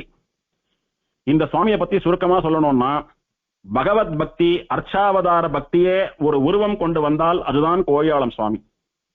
கல்யாண குணங்கள் எல்லாம் குடிகொண்ட ஒரு கோயிலை காட்டணும்னா அதுதான் கோழியாளம் சுவாமி. சந்நியாச தர்மமே வடிவெடுத்து வந்தவர்னா அதுதான் கோழியாளம் சுவாமி. சன்னியாசி ஆனா விட்டு வந்த வைராக்கியம் அல்ல, சின்ன வயசுல இருந்தே பணம்னா என்னன்னு தெரியாது சுவாமிக்கு. இன்னொரு ராமானுஜராக எழுந்தருளி இருந்தவர். இவ்வளவு பெரிய மகானாக இருந்தாலும் கடைசி வரைக்கும் குழந்தையாட்டமே இருந்தாராம். ஒரு முறை உத்தமூர் சுவாமின்ற காலக்ஷேபம் பண்ற சிஷ்யாலாம் காஞ்சிபுரத்துல கோழியாளம் சுவாமியை சேவிக்கணும்னு போனாலாம். போன போது உத்தமூர் சுவாமி சௌக்கியமா இருக்காரான்னு கோழியாளம் சுவாமி கேட்டாராம். அதுக்கு என்னடி ஒரு நிமிஷம் உத்தமூர் சுவாமிக்கு போன் பண்றோம், இங்க பேசுங்க அப்படின்னு சொல்லி சிஷ்யாலாம் சொன்னாலாம். போனா அப்படின்னா என்னன்னு கேட்டாராம் கோழியாளம் சுவாமி. இங்க பேசினா அங்க கேட்கணும்னாலாம். என்னது, இங்க காஞ்சிபுரத்துல பேசினா அங்க பட்டணத்துல கேட்குமா? ஓ, அதெல்லாம் கூட இருக்கா அப்படின்னு சுவாமி குழந்தையாட்டமா கேட்டாராம். அப்பேற்பட்ட ஒரு குழந்தை போல ஒரு பாவம் சுவாமிக்கு. அர்ச்சாவதார ரசிகர் சுவாமி. பெருமாளை அர்ச்சாவதாரத்துல சேவிக்கிறச்ச அப்படியே சுவாமியினுடைய கண்கள்ல ஜலம் வரும். கண்ல வர்றது ஜலம் அல்ல, உருகி வழிந்து ஓடக்கூடிய சுவாமியினுடைய ஹிருதயம். உடலெனக்கு உருகுமாலோ என் செய்கேன் உலகத்தீரேன்னு ஸ்ரீரங்கநாதனுடைய அழகிலே உருகினாரே தொண்டரடிப்புடிகள், அந்த மாதிரி தேவப்பெருமாளுடைய அழகிலே உருகுகிற சுவாமியினுடைய ஹிருதயம்தான் அவர் கண்கள்ல ஜலமா ஓடும்னு சொன்னால் அது சத்தியம். ஆலய பிரவேசம்னு ஒண்ணு நடந்தது. பஞ்சமாலாம் கோவில்ல போய் பெருமாளை சேவிக்கலாம்னு கவர்மெண்ட் ஒரு சட்டம் போட்டான். அது சாஸ்திர சம்மதம் அல்ல அப்படின்னு நிறைய மகான்கள் பெருமாளை சேவிக்கிறத தவிர்த்துட்டா. அதுல கோழியாளம் சுவாமிய ஒருத்தர். அப்படி சாஸ்திரப்படி பெருமாளை சேவிக்கிறது இல்லைன்னு சங்கல்பம் வச்சுட்டாலும் என் பிராண நாட்டமா இருந்த தேவப்பெருமாளை என்னால சேவிக்க முடியலையேன்னு சுவாமி அழுது புழுவா துடிச்சு போயிட்டு வரோம். சில சமயத்துல கோபம் வந்து உன்னை சேவிக்காம இருக்க முடியலன்னு சொல்லக்கூடிய ஒரு அடியவனுக்கு சேவை சாதிக்க மாட்டேன்றியே, நீ எல்லாம் என்ன பெருமாள், நீ கடியன், நீ கொடியன் அப்படின்னு பெருமாளோட கூட பகைத்துக் கொள்ளக்கூடியதான சன்னிவேசம் எல்லாம் உண்டாம். சில சமயத்துல அவன் மேல பக்தி வரும்படியா பண்ணினவன் அவன், தன்னை சேவிக்க விடாத பண்ணினவனும் அவன். நானா அவனா ஒரு கை பார்த்துடுறேன்னு திருதண்டத்தை எடுத்துட்டு பெருமாளை சேவிக்கிறேன்னு புறப்பட்டு போயிட்டு வரான் வேகமா. அத்தனை தூரம் பெருமாள்னு வந்துட்டா பேயரே எனக்கு யாவரும் யானுமோர் பேயனே எவர்க்கும் இது பேசியன் அப்படின்னு சொல்லக்கூடிய ஆழ்வாருடைய நிலைமையை, பேயாழ்வாருடைய நிலைமையை, குலசேகர பெருமாளுடைய நிலைமையை அடையக்கூடியவர் நம் கோடியாலம் சுவாமி. தேவப்பெருமாளை சேவித்தா கண்ணும் கண்ணீருமா தான் சேவிப்பார் சுவாமி. சரி, சுவாமி இப்படி பெருமாளை சேவிக்காம ரொம்ப துடிச்சு போறாரே, இவர் எப்படி சமாதானப்படுத்தலாம்னு சிஷ்யாலாம் என்ன பண்ணினாலாம், தேவப்பெருமாளுடைய போட்டோஸ் எல்லாம் நல்லா பளிச்சுன்னு நேர்ல சேவிக்கிற மாதிரி பிரேம் போட்டு வந்து ஆசிரமத்துல மாட்டி பெருமாளை சேவிச்சுக்கோங்கன்னு சொன்னாலாம். அந்த படத்தை சேவிச்ச உடனே சுவாமிக்கு மனசுல கொஞ்சம் அப்படி ஆறுதல் ஏற்பட்டுதான். அங்க போய் பெருமாளை சேவிக்க முடியலன்னாலும் படத்துல சேவிச்சுட்டு இருக்கேன்னு சொல்லி கொஞ்ச நாள் மனசு தேறி இருந்தாராம். இன்னும் கொஞ்ச நாள் கழிச்சு ஈன்றோல் இருக்க மனை நீராட்டி அப்படின்னு ஆழ்வார் சொல்றாரு. பெத்த அம்மா இருக்கிறச்சா அவளை விட்டுட்டு மனக்கட்டை அவனானும் குளிப்பாட்டுவானா, அந்த மாதிரி என் பெருமாள் இதோ இங்க இருக்கான் பக்கத்துல, அவனை நேர்ல போய் சேவிக்காம என்னத்த போட்டோல சேவிக்கிறதுன்னு சொல்லி திடீர்னு பெருமாளை நேர்ல சேவிக்கணும்னு ஒரு ஆசை வந்துருமா. அப்படி ஆழ்வார் போலே கதறி துடித்தவர் பெருமாள் விஷயத்துல. பெரிய மகான்கள்லாம் சொல்லியிருக்கா, இக்காலத்தில் இனி மேற்பட்ட காலத்தில் கோழியாலம் சுவாமியை போன்ற ஒரு சன்னியாசி, ஒரு ஆச்சாரியன் கிடைக்க மாட்டா, இது சத்தியம் அப்படின்னு சொல்லக்கூடிய அளவுக்கு மகிமை சுவாமியினுடையது. இந்த சுவாமியினுடைய பெயர் ஸ்ரீ ரங்கராமானுஜ மகாதேசிகன்னு சொல்லக்கூடியது. பெயர் மட்டுமல்ல, இந்த திருநாமம் கேதாண்டப்பட்டி சுவாமியினுடைய திருநாமம், உபனிஷத் பாஷ்யக்காரருடைய திருநாமம். திருநாமம் மட்டுமல்ல, அவா ரெண்டு பேரோட பேரை வச்சுட்டு இருக்கிற மாதிரி அவாலாட்டுமே சன்னியாசி, அவாலாட்டமே ஞானம், அவாலாட்டமே அனுஷ்டானம், அவாலாட்டமே வைராக்கியம், அவாலாட்டமே வசந்த ஆச்சாரம், அவாலாட்டமே லட்சக்கணக்கான சிஷ்யர்களை மோட்சத்துக்கு அனுப்பி வைத்த சிஷ்ய உஜ்ஜீவனம், அவாலாட்டமே நிறைய புஸ்தகங்கள் எழுதியிருக்கார், அவாலாட்டமே காலக்ஷேபம் சாதிச்சிருக்கார். இப்படி எந்த விதத்துல பார்த்தாலும் இன்னொரு உபனிஷத் பாஷ்யக்காரராக, இன்னொரு கேதாண்டப்பட்டி சுவாமியாக, இன்னொரு சுவாமி தேசிகனாக, இன்னொரு சுவாமி ராமானுஜராக 40 சாத்துர்மாசியங்கள் இந்த நிலவுலகிலே எழுந்தருளியிருந்து விசேஷமா 70வது திருநட்சத்திர உற்சவத்தை எல்லாம் கண்டருளி 80 திருநட்சத்திரம் நெருங்குகிற சமயத்திலே தன்னுடைய அவதார சமாப்தி பூர்த்தியானதை கணிசித்து திருவேங்கடமுடையானுடைய திருவடிகளை சென்றடைந்தார். ஸ்ரீவைகுண்டம் போனார் சுவாமி. கோழியாலம் சுவாமியினுடைய பிருந்தாவனம் காஞ்சிபுரத்திலே பிருந்தாவனம் தெரு பள்ள வீதின்னு சொல்லக்கூடியதான தெருவிலே கேதாண்டப்பட்டி சுவாமி, கருடபுரம் சுவாமி, இந்த 2 சுவாமியினுடைய பிருந்தாவனங்களுக்கும் நடுவிலே இருக்கிறது. இன்னைக்கும் போய் சேவிக்கலாம். சுவாமியினுடைய சிஷ்யால பிரசித்தமானவா கோழியாலம் சின்ன சுவாமின்னு சொல்லக்கூடிய சுவாமியினுடைய தம்பி, பூர்வாசிரம தம்பி கோழியாலம் ஸ்ரீனிவாசாரிய மகாதேசிகன், அபினவ தேசிக உத்தமூர் சுவாமி வீரராகவாரிய மகாதேசிகன், கூத்தாண்டகுப்பம் ரங்கராமானுஜ சக்கரவர்த்தி சுவாமிகள், மகாவித்வான் கூத்தப்பாக்கம் நீலமேகாச்சாரிய சுவாமி, மகாவித்வான் அபினவ பட்டபான ராயம்பேட்டை கிருஷ்ணமாச்சாரிய சுவாமி, இவாள்லாம் பெரிய ஸ்ரீ வைஷ்ணவ சிம்மங்கள். இவாளுக்கெல்லாம் ஆச்சாரியனாக இருந்தார்னு சொன்னால் அப்போ இந்த சுவாமியினுடையதான ஞான வைராக்கியங்களை தெரிந்து கொள்ள வேணும். இப்பேற்பட்ட மகானுடைய திருநட்சத்திரமான இன்று சுவாமியினுடைய அனுகிரகத்தை வேண்டி ஏதோ நமக்கு தெரிந்தவரை சுவாமியினுடையதான வைபவத்தை அனுபவித்தோம். சுவாமியினுடைய ஞான பக்தி வைராக்கிய அனுஷ்டானங்களில் லவலேசமாவது நமக்கும் ஏற்பட வேண்டும் என்பதாக சுவாமியை பிரார்த்தித்துக் கொண்டு அமைகிறேன். ஸ்ரீமத் ஸ்ரீரங்க ராமானுஜ முனி சரணாம்போஜ பிருங்காயமான ஸ்ரீமத் வேதாந்த ராமானுஜ முனி கருணாவாப்த வேதாந்த யுக்மம் தத்வின்யஸ்தாத்மரக்ஷாபரம் அனககுணம் பிரம்மணி ஸ்ரீனிவாசே ஸ்ரீமத் ஸ்ரீரங்க ராமானுஜ முனிமனகம் சம்சரயே ஞானவார்த்திம் ஸ்ரீமதே ஸ்ரீரங்க ராமானுஜ மகாதேசிகாய நமः. கோழியாலம் சுவாமி திருவடிகளே சரணம்.